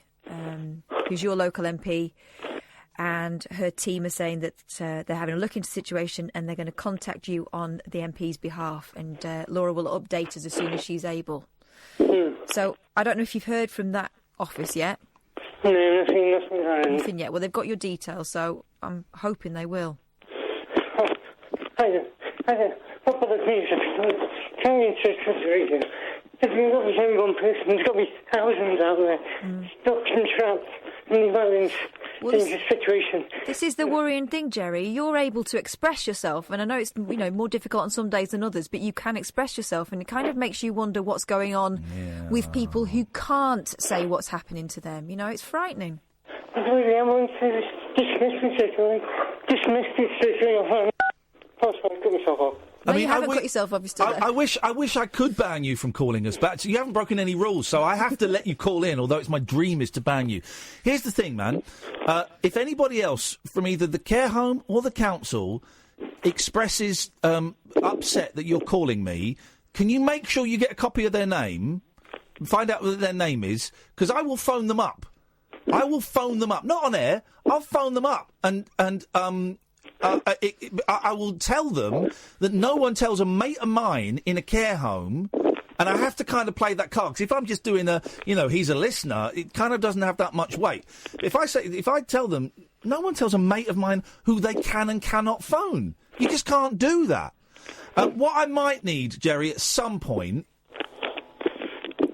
and I'll speak to Richard about this, I might need a letter signed by you, and I know that's going to be fun, but saying that you're okay for me to talk to the council on your behalf. Because you know that's throughout data protection. All right. Okay. We'll sort something out, but yeah, I might need a letter, because they'll say, we can't talk to you about this. You're not a relative. Get some strawberries. Some strawberries, exactly. With yeah, Gerry, listen, go away because you're boring me now. I'm joking. Up your bum. We're going to have them treating you like a king. Right? We're going to have them treating you like a king, and if I find out anybody there is being abusive to you, I'm going to come and kick their ass. Gerry, up your bum. Thank you very much indeed. I'm not having that. No, the treatment of vulnerable people is a sign in society of where we're at. It's the canary in the coal mine. If we start treating people who can't protest, like animals, then it's the thin end of the wedge. I'm not having it. Here we go. And this guy tweeted before about this, right? Badly recorded on Twitter. Because I've tweeted. The tweet he's replying to is me saying, so Staffordshire, why is Glyn, because that's his real name, he calls himself Glenn, been denied access to his care plan? So badly recorded I remember him getting involved before. Yeah. And I like badly recorded. He's a good tweeter. But should this be played out in public in this way? That's not a dig. It's just I work with older, vulnerable people, and whilst it certainly seems their shocking deficiency with Gerry's care, I feel this situation could end up in an internal witch hunt. Good. I want this to become a witch hunt. I want the people that are doing this to be either told they can't do this and change their behaviour. This is the thing about him not getting access to his care plan, which he should have been at when they wrote it. I want this to become a witch hunt because let's give them the benefit of the doubt. Maybe they don't know that Gerry has every right to see his care plan, in which case they're going to be educated. Maybe they're doing it because they are mean and nasty. I don't think it's that, but maybe they are, in which case they shouldn't be working with vulnerable people. So badly recorded. Also, hang on. I want this to become an internal witch hunt because I want this to be sorted out. I want everybody to have access to documents and things about them that they're entitled to. So, it has to be played out in public because doing it in private, guess what? Doing it in private has ended up with him sleeping on the floor for 2 nights because no one picks him up. That's what doing it in private has ended up with. More importantly than that, though, Gerry is not an older, vulnerable person. He is someone in possession. Well, he's done older stroke vulnerable. Well, so he's in possession of all his marbles, and if you look at his Twitter feed, he wants this to be made public because he's sick of the treatment that he and other people who can't speak for themselves are enduring in his place and perhaps countrywide. So he wants to draw attention to this. And here's the thing, right? I'm not getting a radio boner doing this. It's not me going, "Oh, this is a great story." As soon as the microphone's off, it's not me going, "Hey, Kath, this is great. Clip this." No. When the microphones went off at 11, I went, "This is effing depressing, isn't it? This is disgusting." So we're doing this because, right, Gerry is one out of, I don't know, hundreds of thousands. Of people that could be suffering like this. Certainly hundreds of thousands, if not millions, that are in care. I don't know how many are in care, but it's a lot, right? So if we can use this platform of this cult, niche, not particularly well listened to radio show, and the platform of 93.4 thousand followers I've got on Twitter to try and improve this one man's life, then, God damn it, that's what I'm going to do. Because that could be my mum, right? That could be one of my boys. That could be your sister. That could be your nan. That could be anybody. So, I'm going to shout and I'm going to scream and I'm going to make shed loads of noise to hopefully get it sorted for Gerry, and then hopefully that will cause a ripple in that entire care home and improve things for everybody. And if we can do that, then that's a success. So badly recorded. I love your tweets. You do great tweets, but that one is bullshine. 0344 499 1000. This is Talk Radio. The Late Night Alternative with Iain Lee on Talk Radio. We'll get you talking. 0344 499 1000 is the telephone numbers. Here's something, Katherine. Go on. You were eating a sandwich earlier on, and this is rude, but I recorded you eating. This is what Katherine sounds like when she's eating.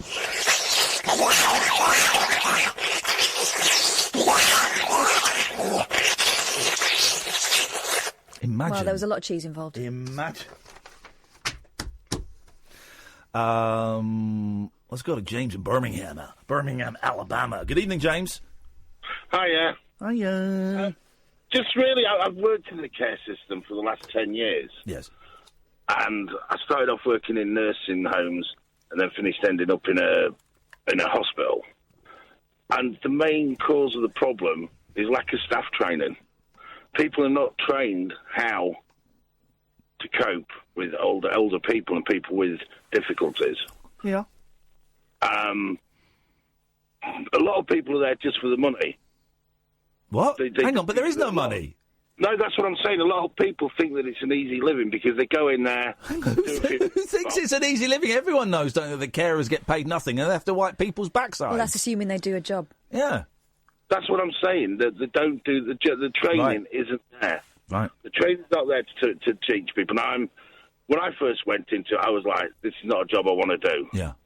Within a year, I loved it. Oh. Absolutely loved it. I worked with dementia, I worked with cancer, I worked with palliative care, and I absolutely love it. Yeah.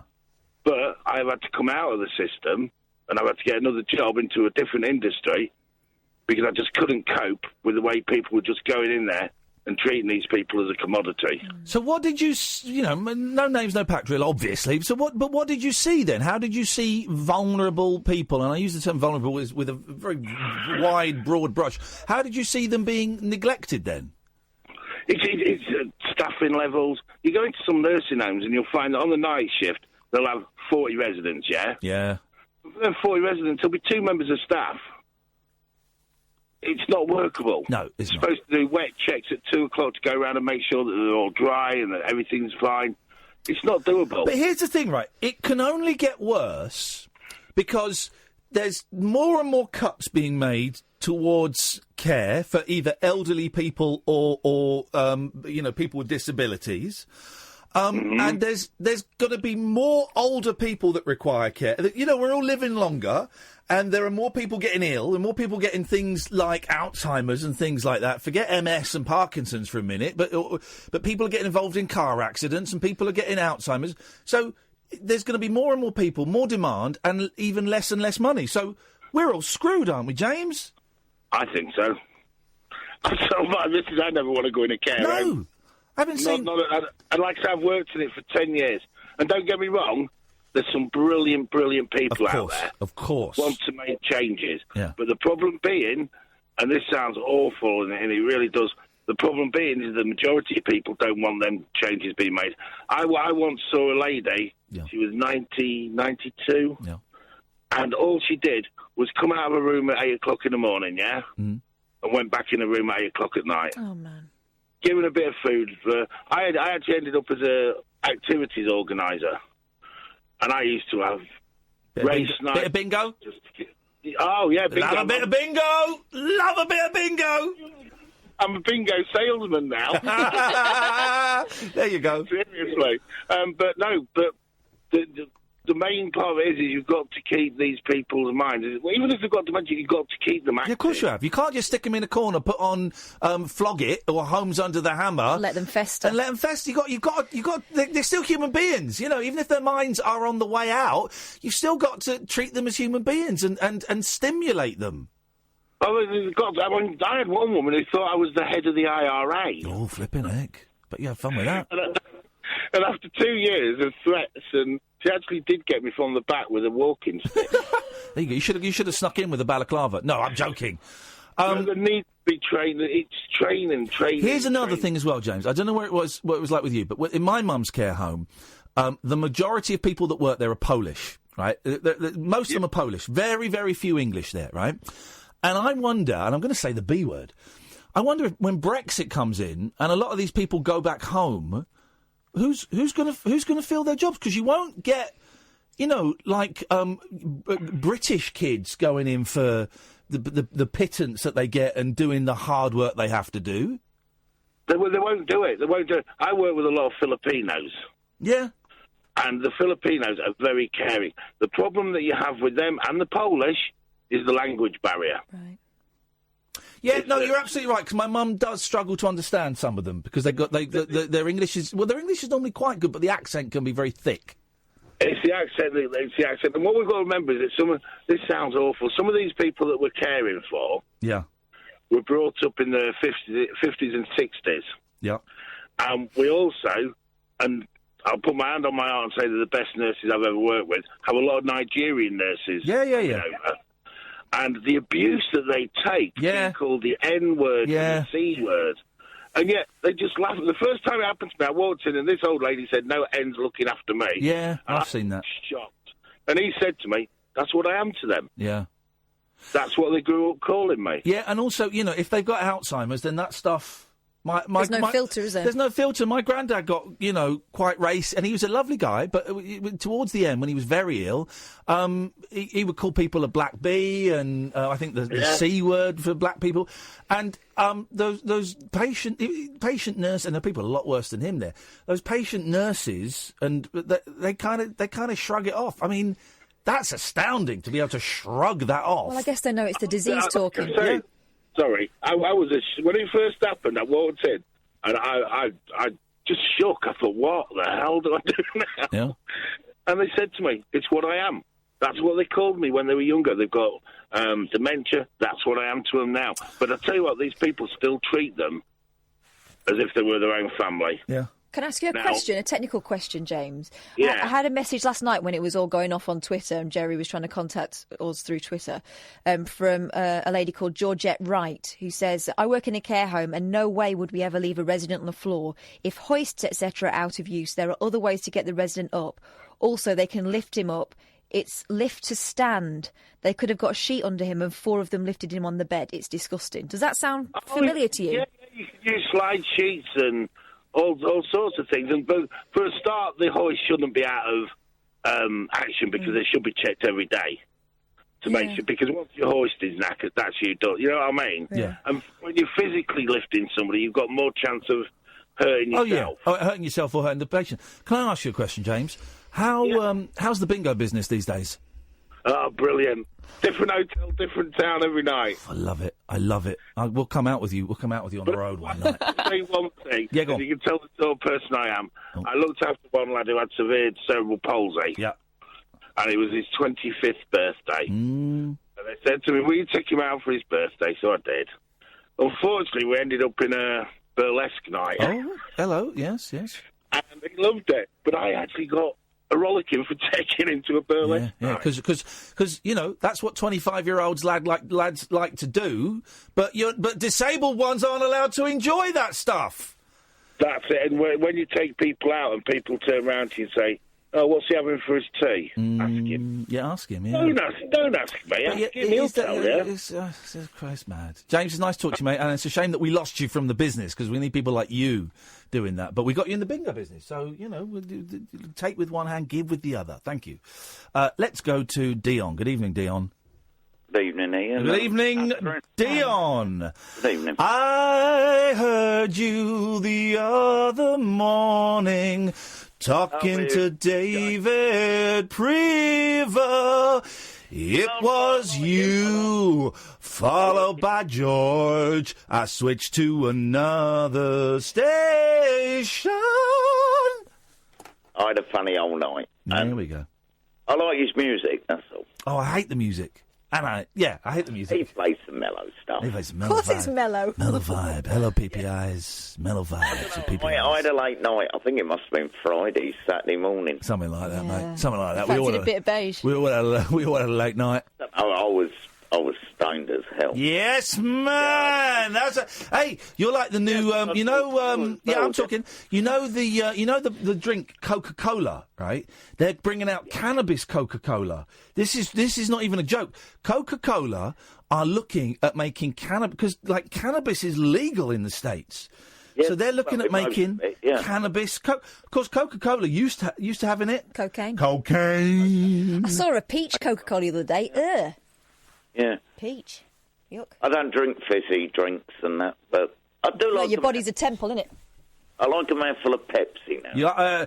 A mouthful of Pepsi, okay, and we have an exclusive recording of you siphoning the Pepsi from the source. This is it. On the Pepsi, or you can drink Pepsi at Nando's. There we go, loving it.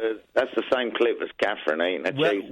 Well done, Dion. You just pulled away the curtain there and you can see an old man pulling levers. Congratulations. Anyway. You're on about older people. Yes. And I do, where I live, you know roughly the area, same area. Yeah, Langley. And I do, older people, I look after them. And sorry? But you're responsible for other humans? I do. If their washing machine's broke or their motorway's broken, I will fix it. Oh, God. We're all doomed. We're doomed. But my son said, Dad, you need to slow down. He said, you're 60 in January. Said, hang on, 60 in January, what, 1998? Next January, obviously. Shut the front door. Gosh. Wow. And my son said, Dad, you need to slow down. I said, why? He said, because you're getting old. I I'm not old. I said, I'm 10 stone slim and I wear decent clothes. Ooh, nice clothes. Well, my son gets my clothes. Whoa, there's something about you, Dion, I like. Here's the thing, Dion. No one ever thinks they're old because you're always looking at older people. My grandma's in her 90s and she still used to refer to the old ladies at church. Let me let you into a secret, Dion. I'm 45. I'm old. Yeah, so if I'm old, you're ancient. Well, I remember you went to school with my niece. So you say. Eh? So you say, yes. Yeah, Herschel, yeah. Yeah. Yeah, she's... She'll be in her 40s now. Did you just fart? No, I was just clicking. That wasn't a clicking noise. Fart. That was an expression. No, There. I was just thinking, my niece, I thought, my God, she's in her 40s now. And I'm thinking, well, everybody's getting older. But no, if you've got older people in your neighbourhood, try and get your eye on them. Give them a kiss, give them a smile, tell them that you know. Yeah, just say hello. Okay, all right. Nice one. Nice one, dear. Thank you. Be nice, God. Coca-Cola is eyeing the cannabis market. This is from Bloomberg. Hello? Is someone getting a call? It's from the future. Oh, yeah. Coca-Cola, gonna mix it up with the weed. You're gonna drink it, drink more than you need, because you're gonna get stoned on coke. Just for the F of it. How do I stop that music? I don't know where that's coming from. Drinks maker is in talks with Aurora Cannabis. Pot stocks Aurora. I don't know what that means. Coca-Cola says it's monitoring the nascent industry, because that's pot cannabis, and is interested in drinks fused with CBD, the non-psychoactive ingredient in marijuana that treats pain, but doesn't get you high. The Atlanta-based soft drinks maker is in talks with Canadian marijuana producer Aurora Cannabis to develop the beverages. We are closely watching the growth of non-psychoactive CBD as an ingredient in functional wellness beverages around the world, says Coca-Cola spokesman Kent Landers. In functional wellness beverages. Wow. The old FWBs. The space is evolving quickly. No decisions have been made at this time because we're too stoned to pursue it. It just seemed like a good idea, but now we're playing video games. Well, I mean, Coca-Cola has already been diversifying as consumption of soda continues to decline. The company, with its iconic brands ranging from Coke to Diet Coke to caffeine-free Coke, announced it will acquire the Costa Coffee chain for $5.1 billion in August. Ooh. And has expanded into other products, including One Cal Coke and Vanilla Coke and heroin. Okay, well, that's that. That's the Coca-Cola news, everyone. That's the Coca-Cola news, everybody.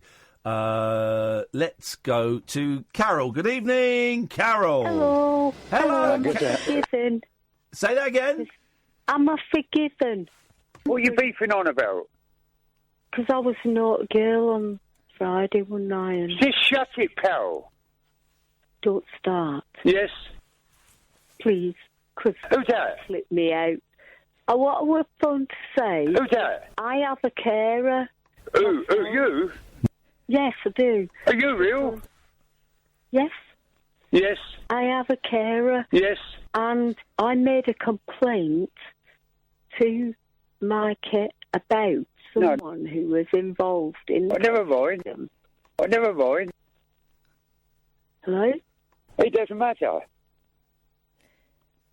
And I just wanted to... Go on, what happened? What happened? I made a complaint. Yes. So Dave's on the... I've taken Dave off the line. He's very rude. Dave, we'll put Dave back, but he needs to focus. Go on. So what happened, Carol?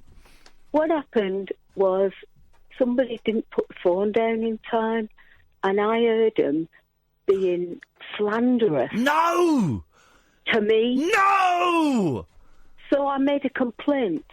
Every council has a safeguarding officer. Yeah. There's also an organisation called PALS, which is Patient Something Advisory Liaison Service, yeah. Yeah. Complain to them. you can complain over the phone, and they'll send you a copy of your complaint in writing. Because what happened, the lady who was the one who was slanderous comment, I phoned the police. Can I ask? Obviously, what's your language, you potty mouth lady? What did she say? I know. The safeguarding officer said, "Well, we need to look into that." No, but what did? Can I ask what the slanderous comments were? She said that I had an head full of cotton wool, and somebody from the back of her office shouted, "Oh, do you want some chocolate to get over speaking to her?" Oh, no. Although, I must admit, we always have chocolate after speaking to you. Yeah, no, we probably need it. But... That's not a nice thing to hear, is it? On a serious note. Stupid person. No. And my brain is all right. Anyway, I just thought I'd mention that the headquarters of the Care Quality Commission is about 2.5 miles from my front door. Oh, could you pop round and have a word with them then on Gerry's behalf? Well, I will. No, don't. Hey, listen. I will. No. I'll be in there. No, what Carol. What do you think you're doing? Carol. But that's where it is. Yeah, all right. So, listen. But that's appalling. Yeah, I've it is. never heard anything so... It is appalling, and it must be very upsetting to hear someone say, someone who's supposed to be responsible. I couldn't believe it when he was trying to explain. Leave him on the floor. Yeah, that's awful. Carol, can I let you into a little secret? Go on then. Catherine it's and not a secret if you blab it out on the radio. Well, no one else is listening. All right. Catherine and I gave a very important lecture today to the heads of all the big radio stations in this country and around the world at the Royal Institute, which is where they do the Christmas Institute, which is where they do the the Christmas lectures. Yeah, I know there. About the Royal Society and we were there. All that kind of We thing. were there at the Royal... Okay, hello. With all that stuff. Okay, Kath, could you get some chocolate? Because I think this is going to be a long call. I'm joking. Oh, shut up. Yeah. Exactly. Anyway, you just read my mind. We gave a talk. We gave a lecture at the Royal Institute in front of some of the most... Some lectures. Yeah. Lectures, not lectures. And we had to talk about radio, what we think radio is, how we do our radio show and why we think radio is important. And we played 3 clips to show how powerful we think radio is, right? First clip. Remember Manny, the blind guy, saying about how he almost killed himself because he wanted a job? We played that. Yeah. Second clip. We had a young lady called Lacey who'd had her benefits cut and was hungry. And so I bought some food for her. Well, it's the compassion. Third clip. You can't learn compassion. No. You either have compassion or you don't. Third clip was you phoning up saying you wanted to come to my cocaine and sex party and that you thought your vagina had healed itself up. Oh, no. That was the third clip we played. Yeah, you wanted some help getting rid of that second condom. Yes, we played that. I've still got it. It's in bag. What's the date on that? I think it's the end of the year. Okay, well, guys, 0344 499 1000. We've got 3.5 months to use up Carol's condom before her best before blowjob date passes. If any volunteers. Any volunteers, 0344. Forget Manny getting a job, that's done. Forget Gerry I'm bored by that now. This is it. Can we help Carol use that second Johnny before Christmas? On this show! Do it on this show! No, we don't need that. No. Yes. It's very messy thing. Okay. Because I've been through the menopause. You need a bucket of cable. Okay, thanks very much. Thanks very much for calling, Carol. We really appreciate your input. I don't like it when Mum talks dirty, do and you? your output, and your input, and your output. 0344 499 1000. This is the Late Night Alternative with Iain and Kath on Talk Radio. The Late Night Alternative with Iain Lee. On air and off the leash. On Talk Radio. A lot of fun. A lot of fun there, guys. 034. If I ever shout at you, let me know. Oh, I will. Okay. 0344 499. Same time. If I ever shout at you, then please let me know. Let Kath know, and she'll let me know. 0344 naughty. You know about that. Yeah, naughty. Everyone knows about it. Everybody's talk. Okay, here we go. This is the phone in. We've got a phone in there. Thank you. Here we go. 0344 499 1000 songs where the line begins. Everybody. So we've got. Let's just slowly because I've got to write these down, and we've got to sing them. Everybody's talking at me. Everybody's. What was another one? I was just about to do one. Everybody is free to feel good. I've got one. Let me take the vibe down. Everybody. Here we go. But the arrogance of these lefty liberal songwriters thinking they speak for everybody. Well, let me tell you. I don't. Let me tell you, Michael Stipe and Harry Nilsson and the lady that sang Everybody's Free. You don't sing on my behalf. You certainly don't sing on my behalf. How dare you presume to speak for me? How dare you? Bloody lefty liberals. I'm with Gerard Batten going on that anti-Islamic paedophile march. I should have been on that march. Because those Islamists are all paedophiles. And he was right to go on that march with, what was the name of that organisation? The Football Lads. Wow. There's an organisation, something called something like the Football Lads, and they did a march with the head or former head or whatever he is, the head of UKIP, but protesting against Muslimic paedophiles. Okay. Why did you go and protest when the Pope was over here? So we've got everybody's talking at me, everybody's free, everybody hurts, everybody needs somebody. Everybody. Wasn't that one when, in the 90s, I vaguely remember, everybody get on up and dance. No. Yeah, there was. No, there wasn't. Everybody get on up and dance. How did the Ross Abbott theme tune go? Everybody. No, that's not Ross Abbott. That's Blues Brothers. Yeah. Hang on a minute. Alistair will come to you in a bit. Ray will come to you in a bit. Get your thinking Ross caps on in the meantime. Abbott theme tune. Is this it? Hang on a minute. Yeah. No, that's not the right one though. Here we go. Here we go. Well, laughing and we're rolling, gonna be a lot of gooning tonight. Ooh, the party's only starting and we're moving and we're grooving together. We're gonna raise the rappers when they hear a lot of laughter, alright. Here we go. Living it up, popping in a jam. No, No, living it up. That's tomorrow's phone in. Living in a box, living it up. Living on a prayer. That's tomorrow. What? Don't Yeah. do it. Let's go to Ray. Good evening, Ray.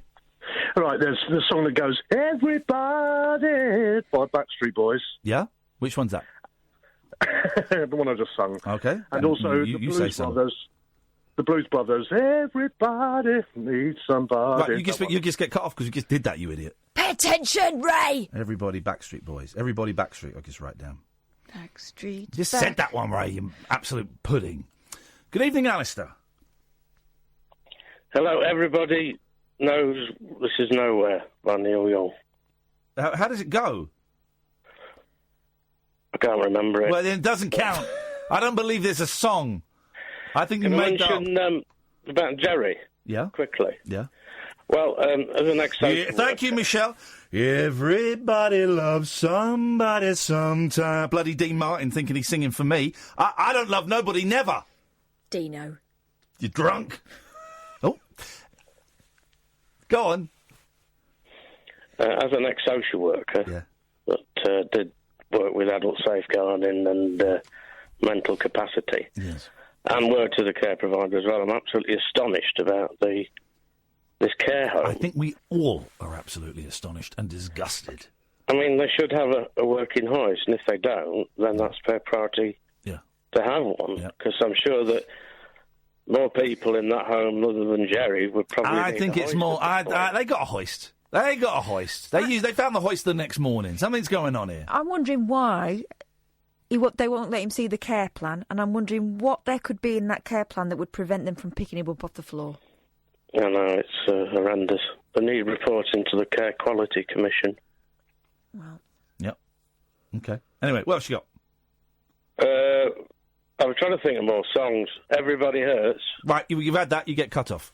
0344 499 1000 is the telephone number. Just make sure you pay attention. Everybody's coming over to me. Everybody's gone to the moon? Jonathan. Everybody's gone to war.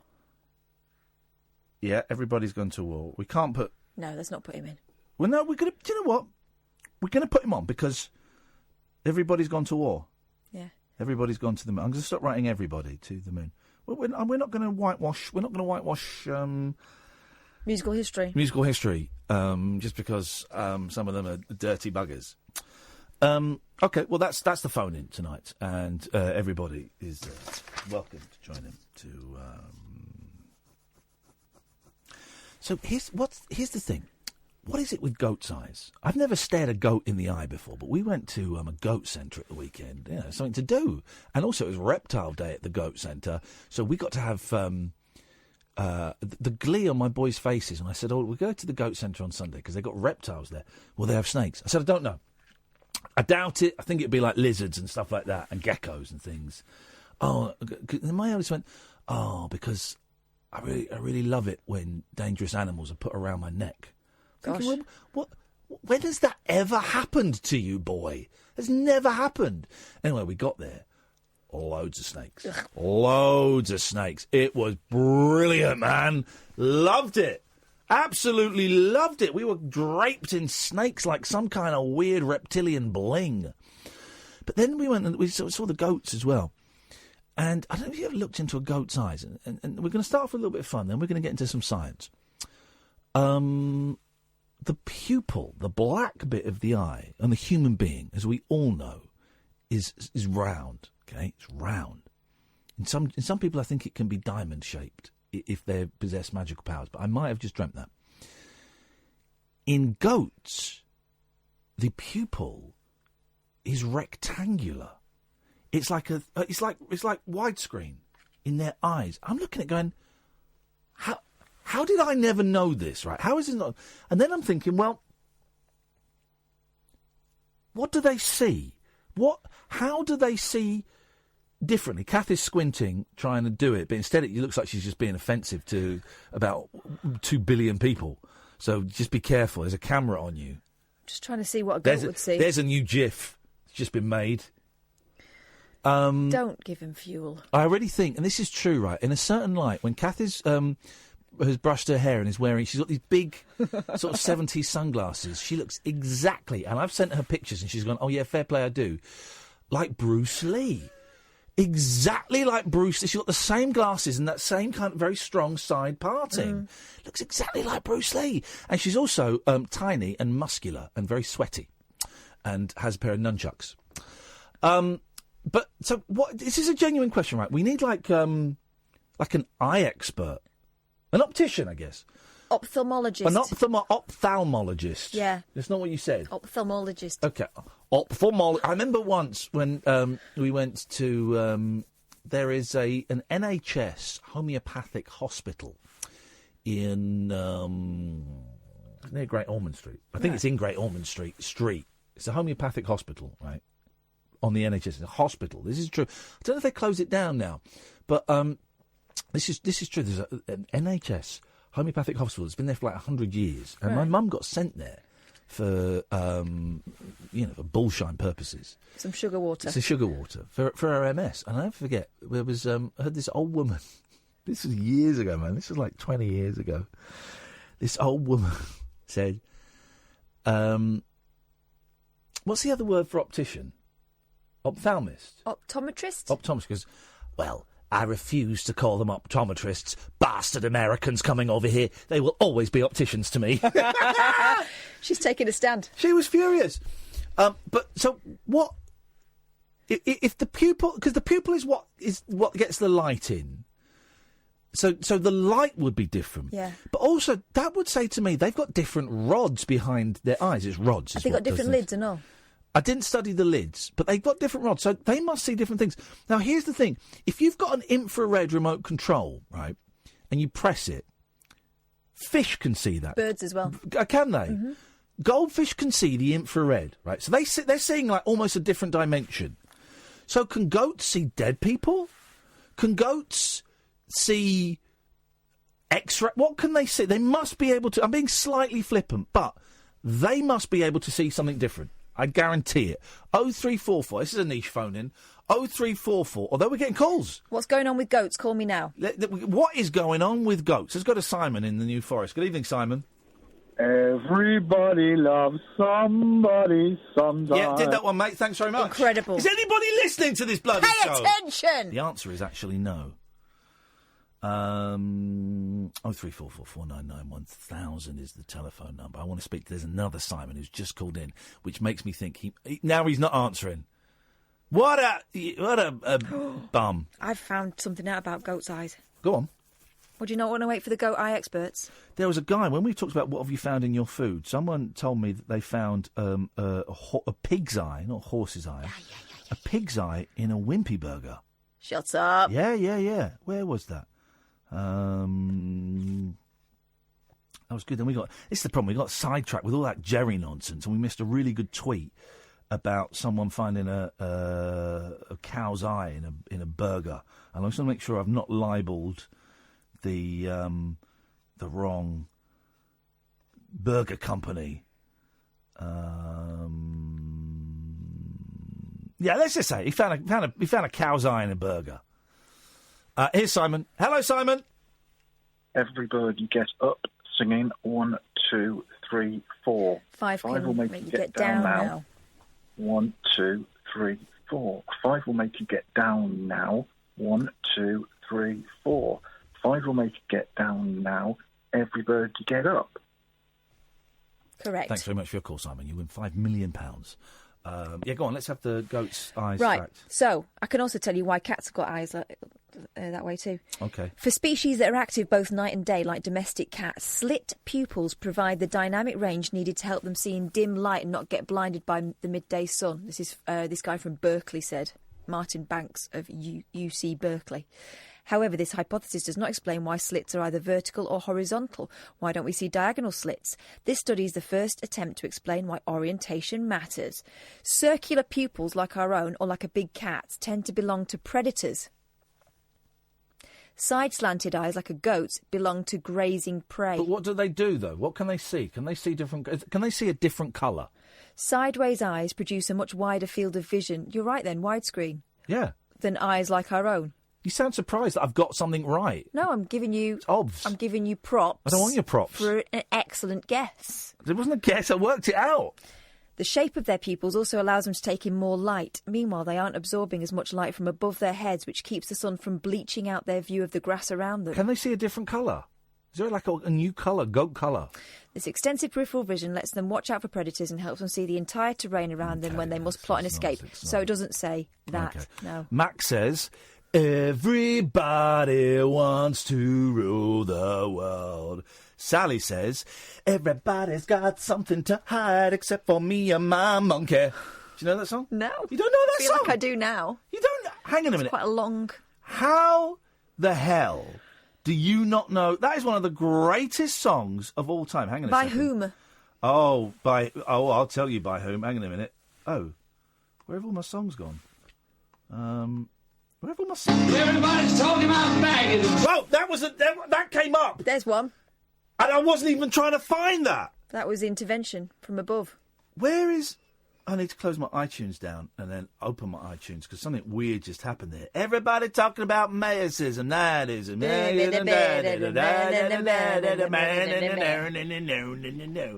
All we are saying is Oliver's on the line. Hello. Hello, Oliver. Hello. Everybody wants to rule the world. Is anybody listening to the show? Will you please keep up? Jeez! Broadcasting to absolute buffoons. I know, and that's not what we said in the lecture. Yes, Pablo. Everybody's happy nowadays. Buzzcocks. Oh, yeah, I'll give you that one. Is that it? No. Also, goat's eyes are like that because they're emissaries of Satan, from what I understand from the witch. Okay, thanks very much for calling. He's offensive. Smoking a doobie. Hello, Paul. Hello, Ian, Kath. Hey, Paul. I'm quite dubious about this goat information. I think you may well be kidding. Oh, Jesus. Do you know what? I nearly kept you over till after the news, thinking we might be getting a decent bit of meat from Paul, but instead we got a tiny chipolata. He's hung up. Good. Shame. Shame on you. That's a grown man doing that joke there. Grown man. You waited for ages to do it. Flippin' heck, man. 0344. Thank God the switchboard is empty. I'm not even going to give out the number. Let's try and keep it empty for as long as we can, please. The Late Night Alternative with Iain Lee on Talk Radio. We have ways of making you talk.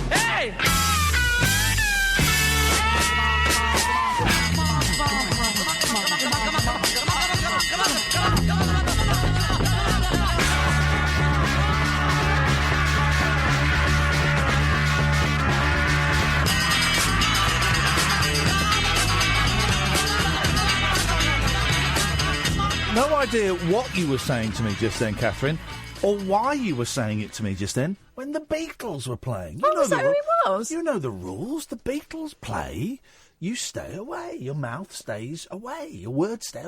While the Beatles play, your words stay away. Those are the rules. I thought the rule was when the Beatles play, it's time to say. Everybody in the House of Love! Turns out everybody is a really lazy meme in songwriting, and everybody who uses it deserves to be shot. As Lennon was the first to take the bullet. Dear. There. 034. Switchboard is empty, and I'm glad, because the last 5 minutes of that hour was just a terrible call after terrible call after terrible call. Shame on you. Shame on everybody. I don't think I can stand any more disappointment, to be honest, so maybe it's best. Oh, this is a good one. This is a good story. This is a good one. Can't wait for it. Where is it? All right, here we go. Nick Knowles' 40-tweet rant. I want to make a regular feature of Nick Knowles' news. Didn't he do a 40-tweet rant about a sandwich? This is it. This is so this is like a few weeks ago, and I missed this. No, it's beautiful. Nick Knowles' 40-tweet rant. After can you find, while I'm doing this, can you find the 40 tweets? And then we're going to play... Has he not deleted the tweets? They'll be somewhere online. Come on, look at this is journalistic, mate. He deleted them, they're gone forever. No, it's on the internet. Can you find the 40 tweets? And then we're going to read them out whilst we play some Nick Knowles music. OK. I reckon we could stretch that to 45 minutes. I'll do the story, you get the tweets. Nick Knowles' 40-tweet rant after busy cafe tells him to wait an hour for a sandwich divides fans. One social media user accused the presenter of throwing a local business under the social media bus. I've moved to this new area, right? An area I don't know very well. I don't know at all. So I've joined a couple of Facebook groups for the area, just so it's been useful getting a builder and asking about stuff to do with the kids and all this kind of stuff, right? Mainly I just sit back and watch. And this woman posted this really long rant, and it's mainly people saying, "Oh, I need a cleaner," or "My son lost this," or "I'm looking to be a nanny." There's all that kind of stuff. This woman posted this really long rant about how she went to a local Indian, and she'd ordered a takeaway, and then when someone went to collect it, they didn't know about the takeaway. Then they gave the wrong food, and right. And so she posted this really long rant.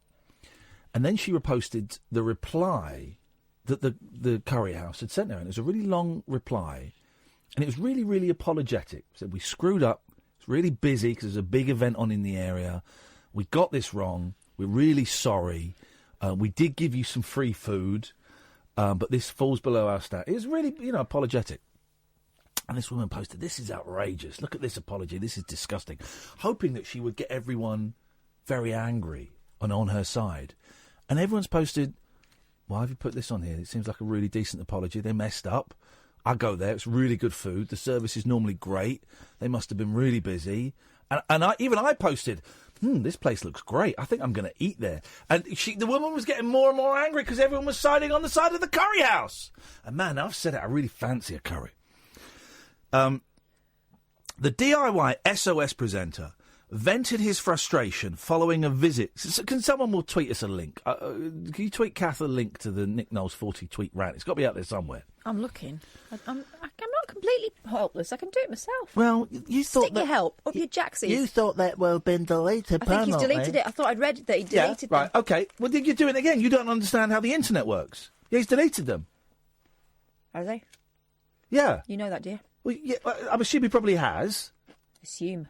So, but they'll still be out there somewhere. Someone will have screenshot it. There's screenshots, but not whole 40. Please don't chew M&Ms, the peanut M&Ms. Well, I thought it was on research duties now. Why am I being barracked Turn on the air? microphone off. Why am I being barracked on air? Keep it off, and then when she's found what she's looking for... better than that fella. The DIY SOS presenter vented his frustration. Let's get some music. Let's get some music underneath this, because I think this is going to be... We may have been snubbed this year. We ain't going to be. We can start doing stuff for next year now.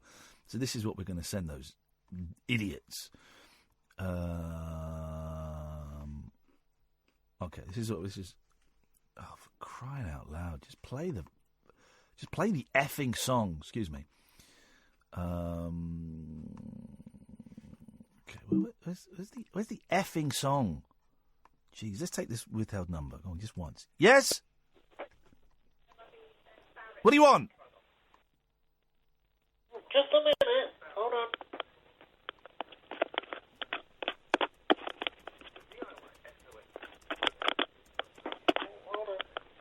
Okay, well, you're too slow.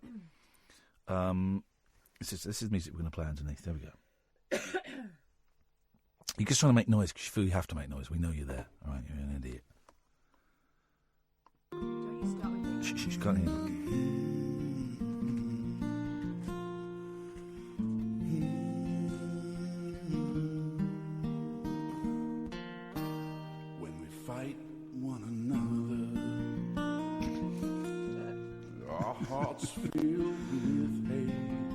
The DIY SOS presenter vented his frustration following a visit to the Curious Cafe in Cheltenham, Gloucestershire. Knowles, 55, wrote, "I'm surprised anyone in the food business would think asking any customers to wait an hour for food is okay." The Curious Cafe responded by pointing out it has a very small kitchen and only 2 chefs, adding its food is the highest of quality. But Knowles, who did not wait for the meal, replied, "Yes, I can see that, and people love the place, but tables were free. Perhaps less tables, a more prep space solution?" The restaurant then said... This bit's good, hang on. Our minds, 'cause an eye for an eye is making the whole world. The restaurant then said the garden tables were completely full. Until we can expand our kitchen at our peak times, there will be a wait. It's our customers' decisions if they choose to stay. Luckily, most due to the quality and taste of our food. We are very lucky to have a supportive community. It's not the first time the celeb has complained about difficulties getting a sandwich in the town, having joked about a local business's bacon sarnie policy last month. Some people were unhappy about Knowles' tweet. One wrote, "Television doesn't mean you can jump the weight on food." Jump the weight on food? Is this in America? Which the presenter called an easy insult to throw.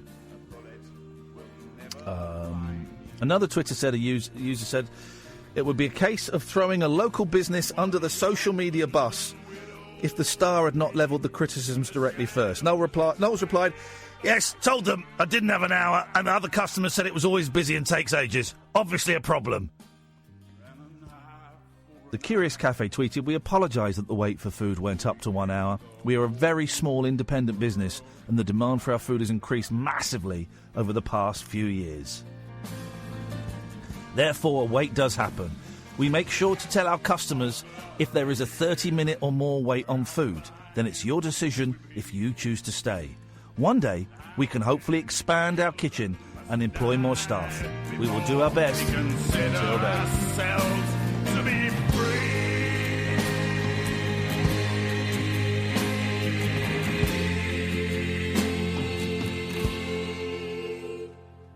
We live in a world divided.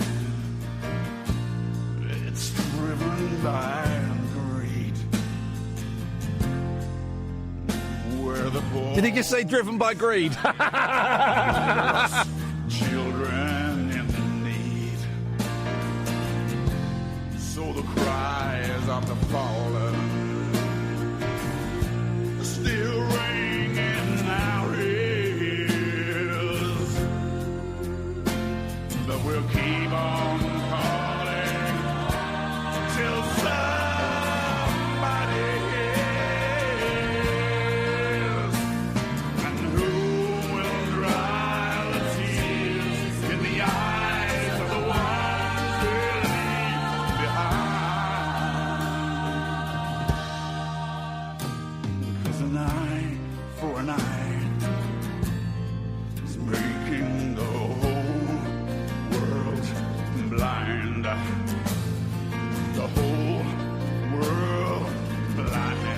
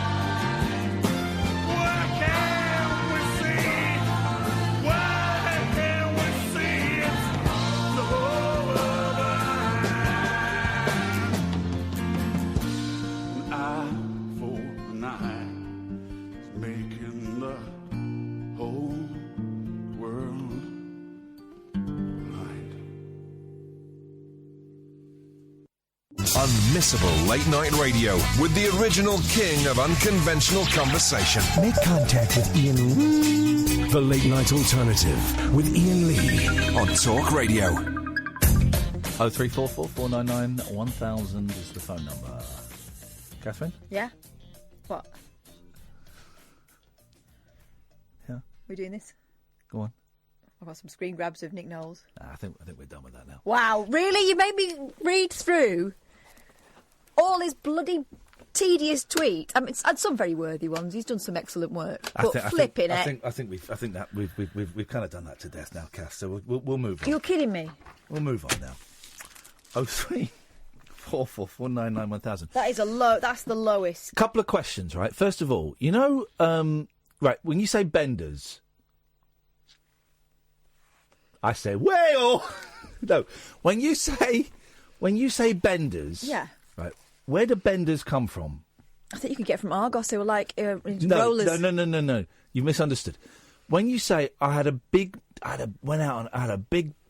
I don't know how to put it into a sentence. Wimpy. I was a bender in a bun, Big wasn't it? bender in a bun. That was a great name. No, you say I had a massive bender. I went last on night. a bender. I went on a bender. That There was you it. go. I went on a bender last night. This is a proper question for the intellectuals listening.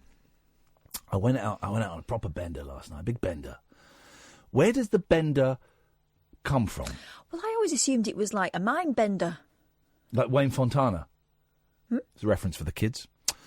Okay, so it means to get drunk, right? Yeah. You have bender, right? So you thought it was a mind bender. Uh-huh. Well, I saw an old building, the word Bibendum. Yeah, you know whose slogan that used to be? Who's what? Slogan. You said Logan. Slogan. She said Logan, You know didn't she? whose slogan? Hang on a second. Flipping heck. Sam, could you do me a favour? Could you find Sam. the clip when she said Logan, please? Could you do me a favour and stop him What was the trolling thing me? she had? Oh, you were talking about your Spanish friend, Shut but up. they wasn't Spanish. Shut up. They were Chilean. I mean- And then you denied that. Well, you've got him in your pocket. Sam's getting good at this now. You've got him in your pocket. No, I don't haven't. It's fake news. It's not fake news. Totally is. Sam needs to realise who the person advocating for him from a production point of view is. Whoa, excuse me. I actually called a meeting with the boss and said that Yeah, but they don't pay attention to you. Sam... Whoa, shut the front door! That Sam should be given production duties. Lo and behold, it happened. He produced your show, and that was the best show you did. Not because of anything you did. But have you got it, Sam? Let's have a little listen, please. Yeah, you know whose slogan that used to be. Whoa! Whose slogan? No. Play it again. Yeah, you know whose slogan that used to be. Whose slogan? Can you? Is there any way you can slow it down? Do you have the technology to slow it down? God. I wish I had the technology. This is my life. I wonder if I can slow edit. If I edit something on here. No, I can't. Okay, you can in Audacity. All right, brilliant. We've got nothing to do. We've got no calls. Fine. Could you email it over Right. to me, or have Do you you know got what? Audacity? You can do this on your own. You've got it. Sam's going to go and do it. Do No, this on your own. Sam. If you've got a problem with the way I speak, there's one solution. I've got a problem with you lying. That is the problem. Right, I'm a liar now, am I? You said Logan, then you denied. Where are you going? I'm going to go somewhere where they appreciate me. What? Well, not BBC Three Counties. Hated you there. Hated you even more than they hated me, and that's saying something. We were the most unpopular people on that radio station for quite a long time. Let's say Kath more unpopular than me. Hey, Kath, go somewhere where people appreciate you. That could be your Logan. Sam, if you could run that through Audacity for me, please, and slow it down, that would be great. Nice and slow, so we can hear the gap between the word and Logan, please. That would be wonderful. Now, you've totally... All right, so I think the word benders comes from bibendum, which is Latin for getting drunk. So that must be where that goes. I don't know what to bounce off of. I'll tell you what we do. Because you guys like this kind of stuff. Call straight to F till the end of the show. 0344 499 1000. How you feeling today? No, here's the question. You feeling all right? 0344. That's what we do. I can do it. I can do a radio show on my own. Don't need you. Do this. Watch and learn. Watch the master at work. 0344 499 1000. You all right? That's the question. Simple as. Call straight to air. You come on. You tell me. You all right? Simple as. 0344. My new neighbour who lives like 4 doors down from me, Georgia, hey Georgia, is listening to this show for the first time, right? For the first time. Just texted me saying, I'm listening to the show for the first time. I enjoyed you talking about the curry controversy. And now this is what you're going to do to me? You're going to try, Katherine, to... A bit windy, sorry. You're going to try and ruin my standing within the farming community of my new region? Fine. Well, I'll show you how this is done. 0344 499 1000. Come on, guys. Don't leave me in the lurch. Let's show Katherine how this is done. We joked about her mini, and I think you all know what we meant by that. So here's the question. You okay?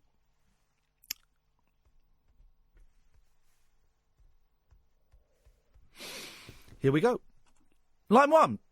You all right? Feel good. So good. So good. In it. OK, there we go. Let's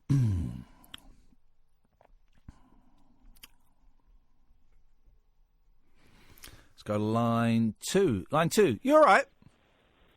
Hello. Hello? Hello, are you all right? Yeah, I'm fine, thanks, yeah. Brilliant, thanks for calling.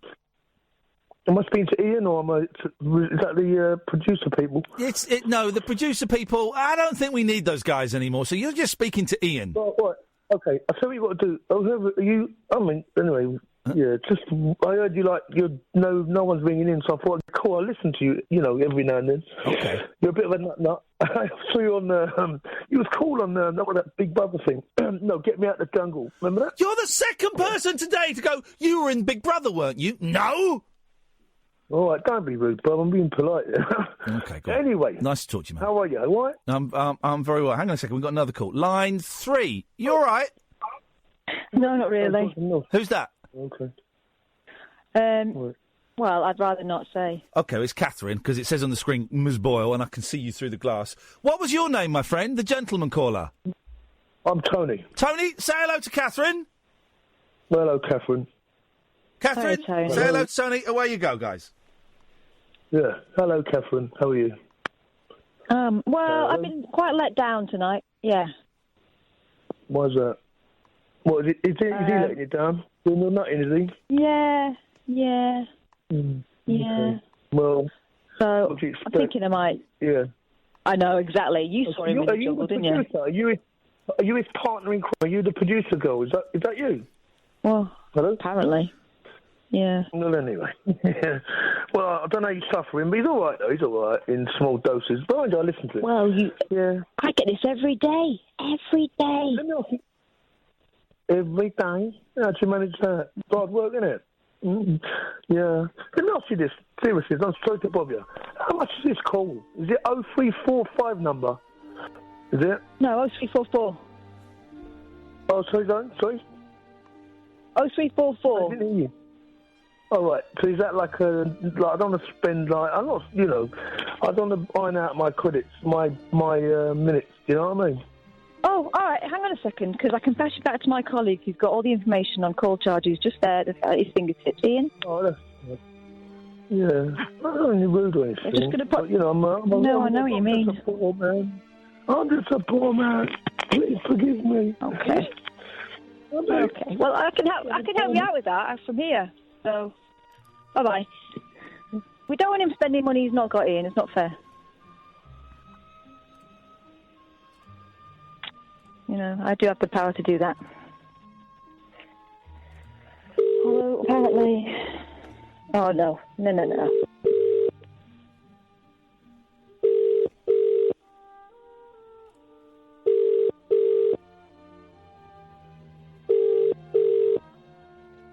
Apparently...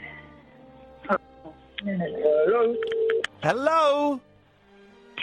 We've called you back. The gift Gaff's voicemail. The person you're calling can't take your call at the moment. That's Katherine being an idiot. What's your language, Tony? Go on. Please hang up. Well, hello? Please hang up. Jesus.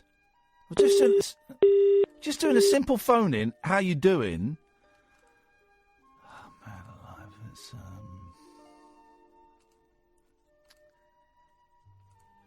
There we go. Let's try again. Let's try again with Tony. Potty mouth Tony.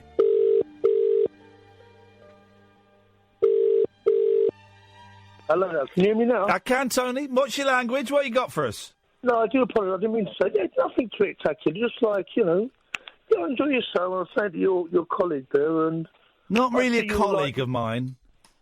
Right. No. Well, anyway, basically, I could see you didn't have any calls. So I thought I'd call in. I'm like nothing to do. I'm just. What are you wearing? Tidy. Eh? What are you wearing?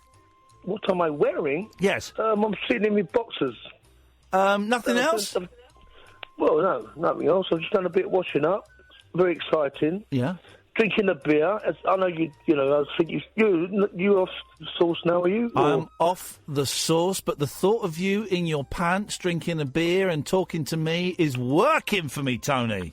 Oh, leave me alone. It is working for me, and I'm not, but I would. Behave yourself, It's mate. been a long time, buddy. Oh, God. Me too, but yeah. Well, then listen. Let's explore each other's bodies. Oh, behave yourself, will you? For goodness sake. Please. This is I don't know, it's a nice talk show. Yeah, come on, mate, please, behave. I'm not that way inclined, you know. If you was a nice female like your colleague, she sounds quite nice, you know. Yeah, well, hot on the phone. Yeah. I think you're a bit heavy-duty with her, mate. Mind you, I liked all the nice giggle, isn't it, really, for you, isn't it? It's giggle. We'd have a giggle. I know, we'd have a giggle, we'd make love, and then we'd giggle again. Well, that's all good, mate. That's how you're supposed to do it. That's how it's what it's all about. I don't want any aggro. That's right, bro. That's right. Not into the aggro. I just want the giggles. Listen, the S&G. Yeah. Yes. So yeah, I saw you on the jungle thing. I'll tell you what, really, the best part of that. Yeah. When you and Amir ate the strawberries and all that. Who was it who declared it? Was it you or him? I know it might be boring to you, but yeah. No, I don't. Do you know what? It feels like such a long time ago, and I can't. I've not watched it back. When we did the what? The jungles. I remember the jungle. Yeah, what the thing when I remember the thing in underwater. Was it that? No, when you went in the looking for something or whatever. I remember looking for something. Amir was the boxer, yeah. That's right. Yeah. And we went looking for something. Last fight. I went to see his last fight. Oh anyway, and then you and him went out looking. I don't know what his task was, but anyway, then all of a sudden there was. Was that the one when we had to spend the night in a haunted house?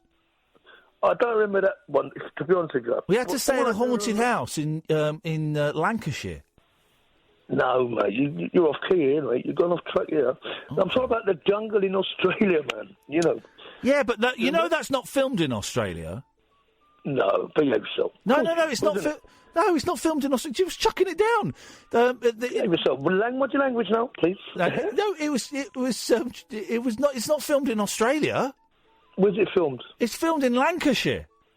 Behave yourself. I don't believe that 1 minute. Oh, God, everyone knows that. TV is so false. It's all heavily scripted and filmed in England. I do know that much, but, I wouldn't... Well, I don't know. Maybe they mug us all off, They spend some... I mean, I got paid a lot of money for that. I got... I paid about $100,000 for that. I got... No, for the 3.5 weeks I was there, I got about £2,500. Yeah, that's a lot of money to you. That is a lot of money to me. £2,500 for 3 weeks' work? Of course it is. Oh, Put you up in a bed for that. Put you up in a nice hotel. Well, what do you do then? No, that's true. No. What do I do? Yeah, scrap metal. What? And you earn more than $2,500 over 3 weeks? Shut up. My life I do. No, I don't believe a word of it. Well, not this. We got put up in a nice hotel. Yeah. We got fed well, and then we go out and film. We had to get up early to go out and film the waking up scenes. But yeah, it's all. Yeah. Let me ask you this, right? You say it's all scripted, and is it all like moody? Is it all pretense? Is it all like you say scripted, or is it all like they tell you like, well, do this and do that, and pretend this, pretend that, and you cry now. You like the women there and say you like cry now, and I couldn't do I couldn't do the crying. Here's the thing, right? I could not do the crying, and we did like, I don't know, 15 takes on that, and in the end, what they did is so clever. This is what they do in movies, right? This is a tip that apparently Harrison Ford does this when he needs to cry in like movies like The Fugitive. Right. You pull out a pube. Oh, leave that. You yank out. You know when you pull your nose? Oh yeah, your eyes run. Yeah. But if you pull out a pube from the ball sack. You just sob. You just sob. So I had a run-up, but pulled out a pube of mine, and action. And I'm crying, I'm sorry. Oh, yeah. Yeah, no, you see, I know, I can imagine when you pull out, something like that low, whatever, but anyway, your eyes water. I won't say you cry, but then you can play on it. Then once the pube starts to tears, then you can work it. Then you can work it. When you're... once you're sort of really think of bad things to cry, because it's on take, and you can't do it when they say, right, cry now. You can't do it. I can't.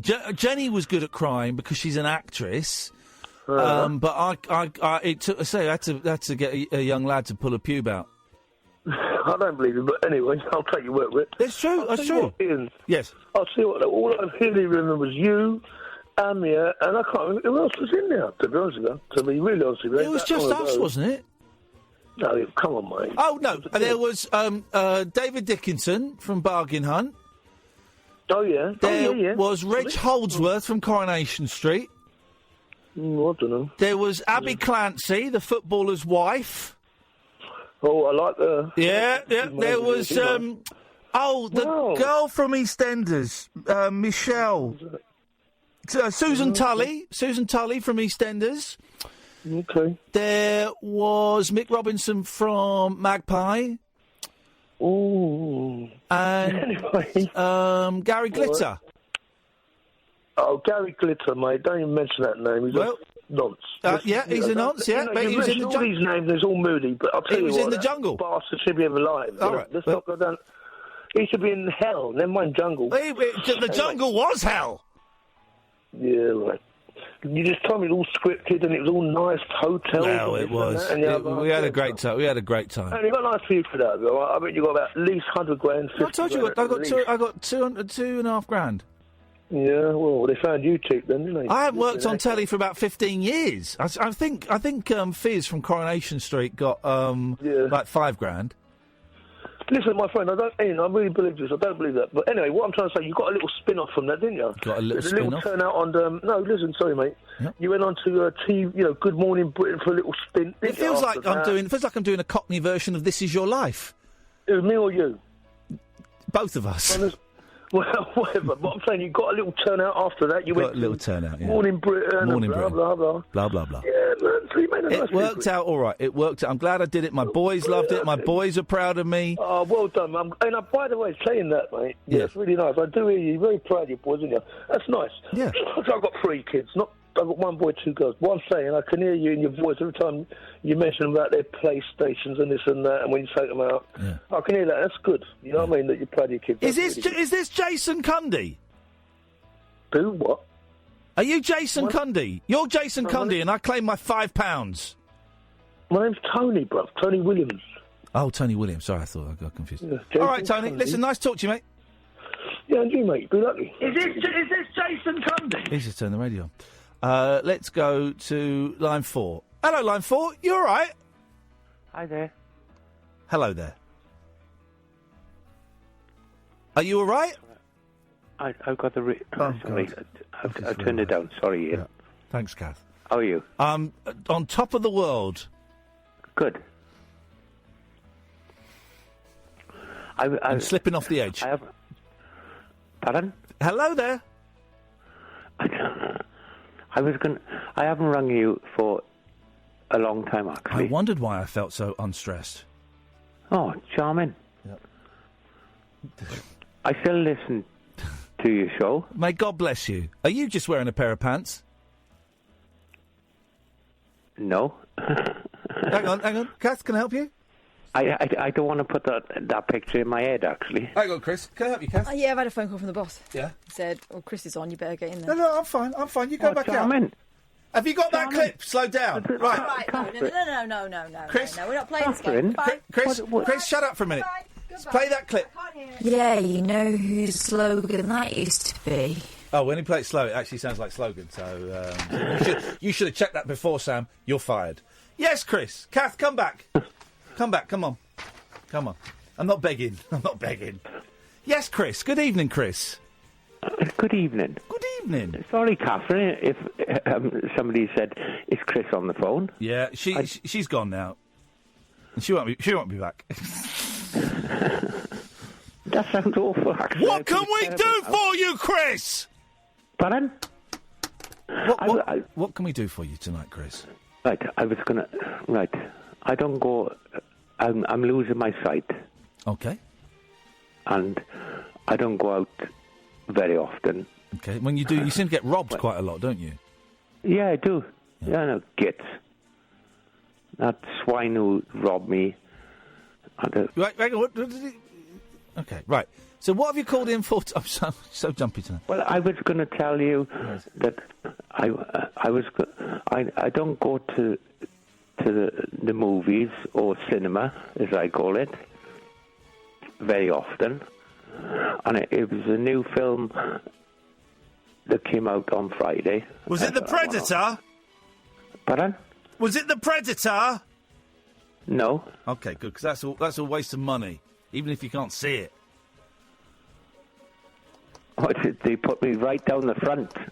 I might as well have been in the screen. Actually. Yes, man. What have you? What would you? No. I haven't told you the movie that I went to go and watch. Actually, was it a porno? Behave yourself. Okay. Well, what was it then? I've guessed two. I've guessed one film and a genre, and I got it wrong. So why don't you tell me? It was Kings of Thieves, I think it was called. That's a great call. Thank you very much indeed. Let's go to line 2. Good evening, line 2. Hello, you all right? Are you all right? Hello? Hello? Yes, I'm fine, thank you, Ian. Ian? Hello? Can you hear me? Just. Ian? Yes? Yeah, it's James, the guy with the guitar. Oh, James. Suddenly you're not so impressive to me. Do you want to know why? Why? Have a little listen to this. I can't remember if I swear on this. This is me. This is me yesterday. I might swear on this, so I've got to hover over the dump. This is me yesterday. Okay. Right. Sat at my computer for 10 minutes with YouTube open. Right? Here we go. This is me. Yeah. Hang on, ignore that. You get the E, you got to play the There we go. This is me.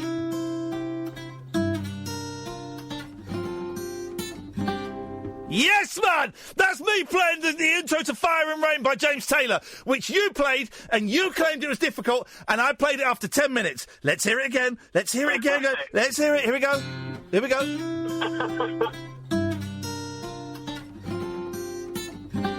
Yes, man! That's me! And I can't even play the guitar! I'm so proud of myself, James. Fantastic. I'm so proud of myself. Yeah. I'm proud. I'm proud of you as well. I stopped it there because I can't then do that funny A bit. That gets a little bit confusing for me. But I was dead chuffed. There's one of those. I was watching one of those YouTube instructional videos. I'd ordered a capo, and I could play the intro to Fire and Rain. Fantastic. So, Great. What are you going to play for us tonight? Well, I thought of actually...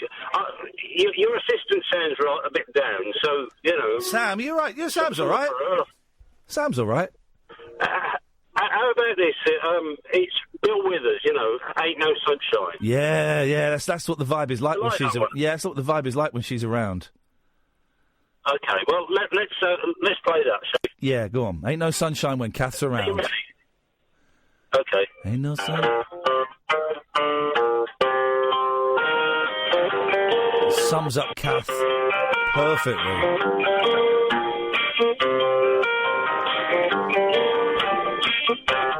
Ain't no sunshine when she's gone. When she's here. It's not warm when she's away. No, when she's here. When she's away is great. When she's here it's cold. Ain't no sunshine when she's gone. She's always here. Too long. Anytime she goes away,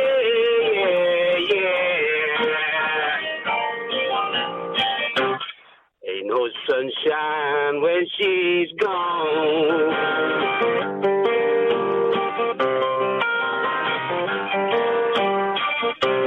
Only darkness every day. Ain't no sunshine when she's gone. And the stars just ain't no home. Anytime she goes away.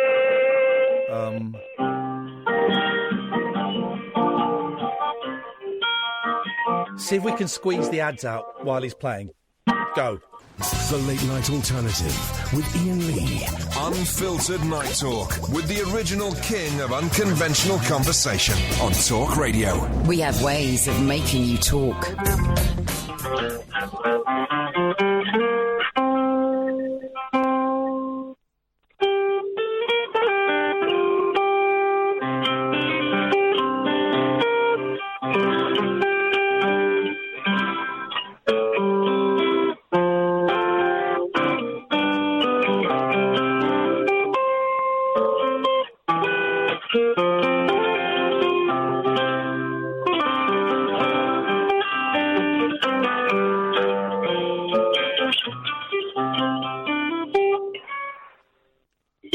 Yes, man. You're still there, Ian? Yes, man. We've been listening. We're loving it. Well, how about this one? Do you remember this one?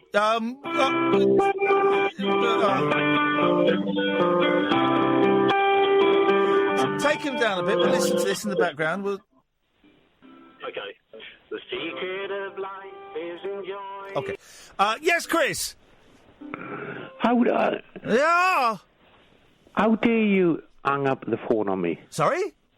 How dare you? 0344 499 1000 is the telephone number if you want to give us a call. Call straight to air.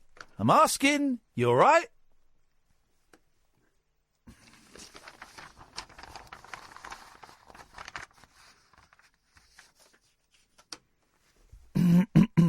Paul Ross is on. Oh, come back, you miserable mare. Come back in the studio now and hang out with your best mate. Paul Ross will be coming in a few minutes. Please, would you come back in the studio and stop being a dick? That's typing messages on the screen because she thinks that's clever. Please, all right, say it nicely. Please, Catherine, would you come back in the studio and stop being a dick? Without the dick. Please, Catherine, would you come back in the studio? I'm not. No, that's it. That's the most you're getting. I'm not doing any more. That's it. We're done. You're done. I wish I had some of that cannabis coke here. I really need to drink some cannabis coke. Hello, line 1. You're on the wireless. All right. Yeah. You all right? What? Okay, thanks for your call.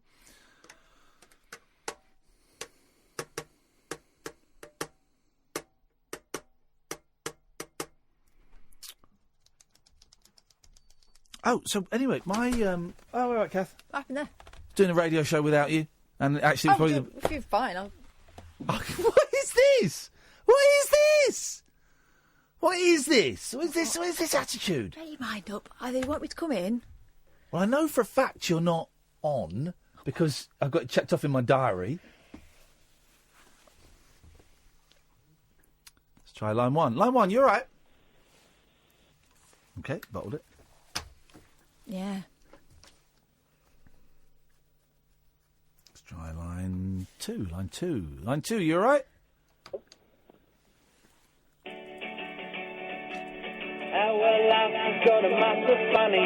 Can't hear it. What's the matter with you? Are you on? No, I think I might be. I think I might be starting. You're menstruating. Yeah. Is that a thing? Is that just a thing that men say? No, of course it isn't. Because I want to start going for runs now. Yeah.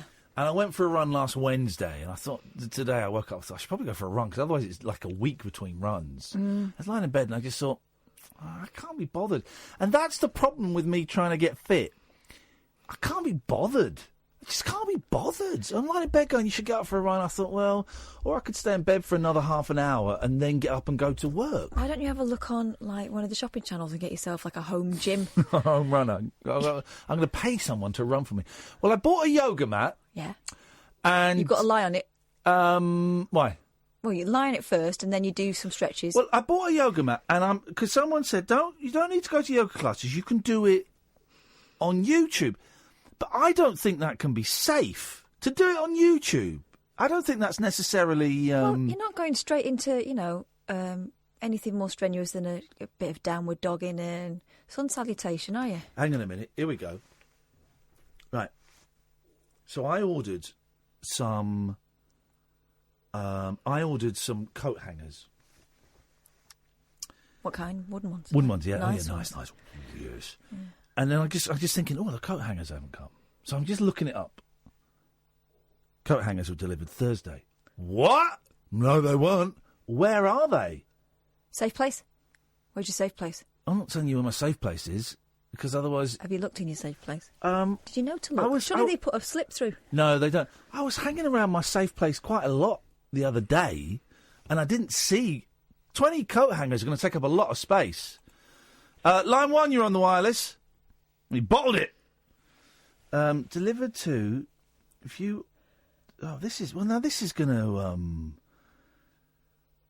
This is really going to upset me now. So where are they, man? Where the hell are they? Let's go to line 1. Line 1, you're on the Hello? Hello? Hello there, line 1. Hello, it's James again. I got cut off. I don't know how it happened. Uh-oh. It did. Uh-oh. What's this? I think we got a problem with the lines tonight. Well, I don't know what it is. But anyway, I'll tell you what. I'm going to play something real slow, and then you can go away and learn it. Okay, go on. Right. So this is the You Got a Friend. It goes.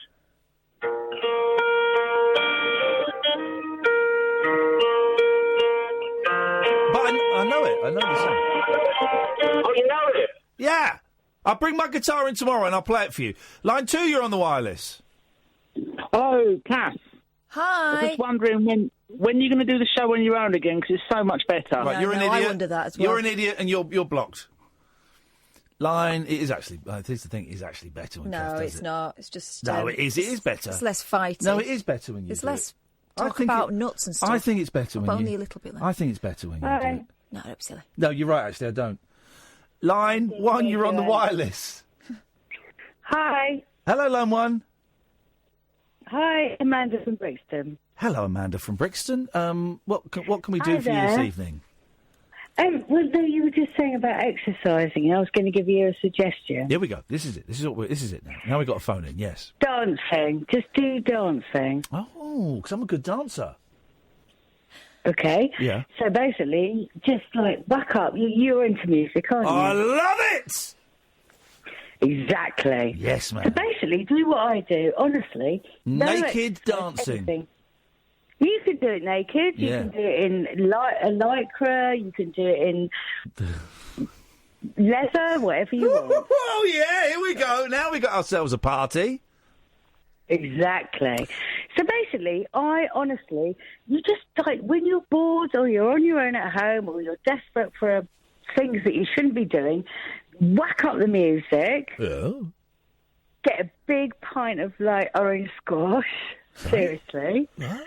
You need a mirror as well, so you can look in the mirror and watch yourself. We're still talking about dancing? And basic, lots of other things, but dancing, it starts with dancing. Yeah. Vertical? I would... yes. Well, it could be horizontal also. Have you got a partner? Many moves you can do. Dance partner. Yeah. No. It's all Uno.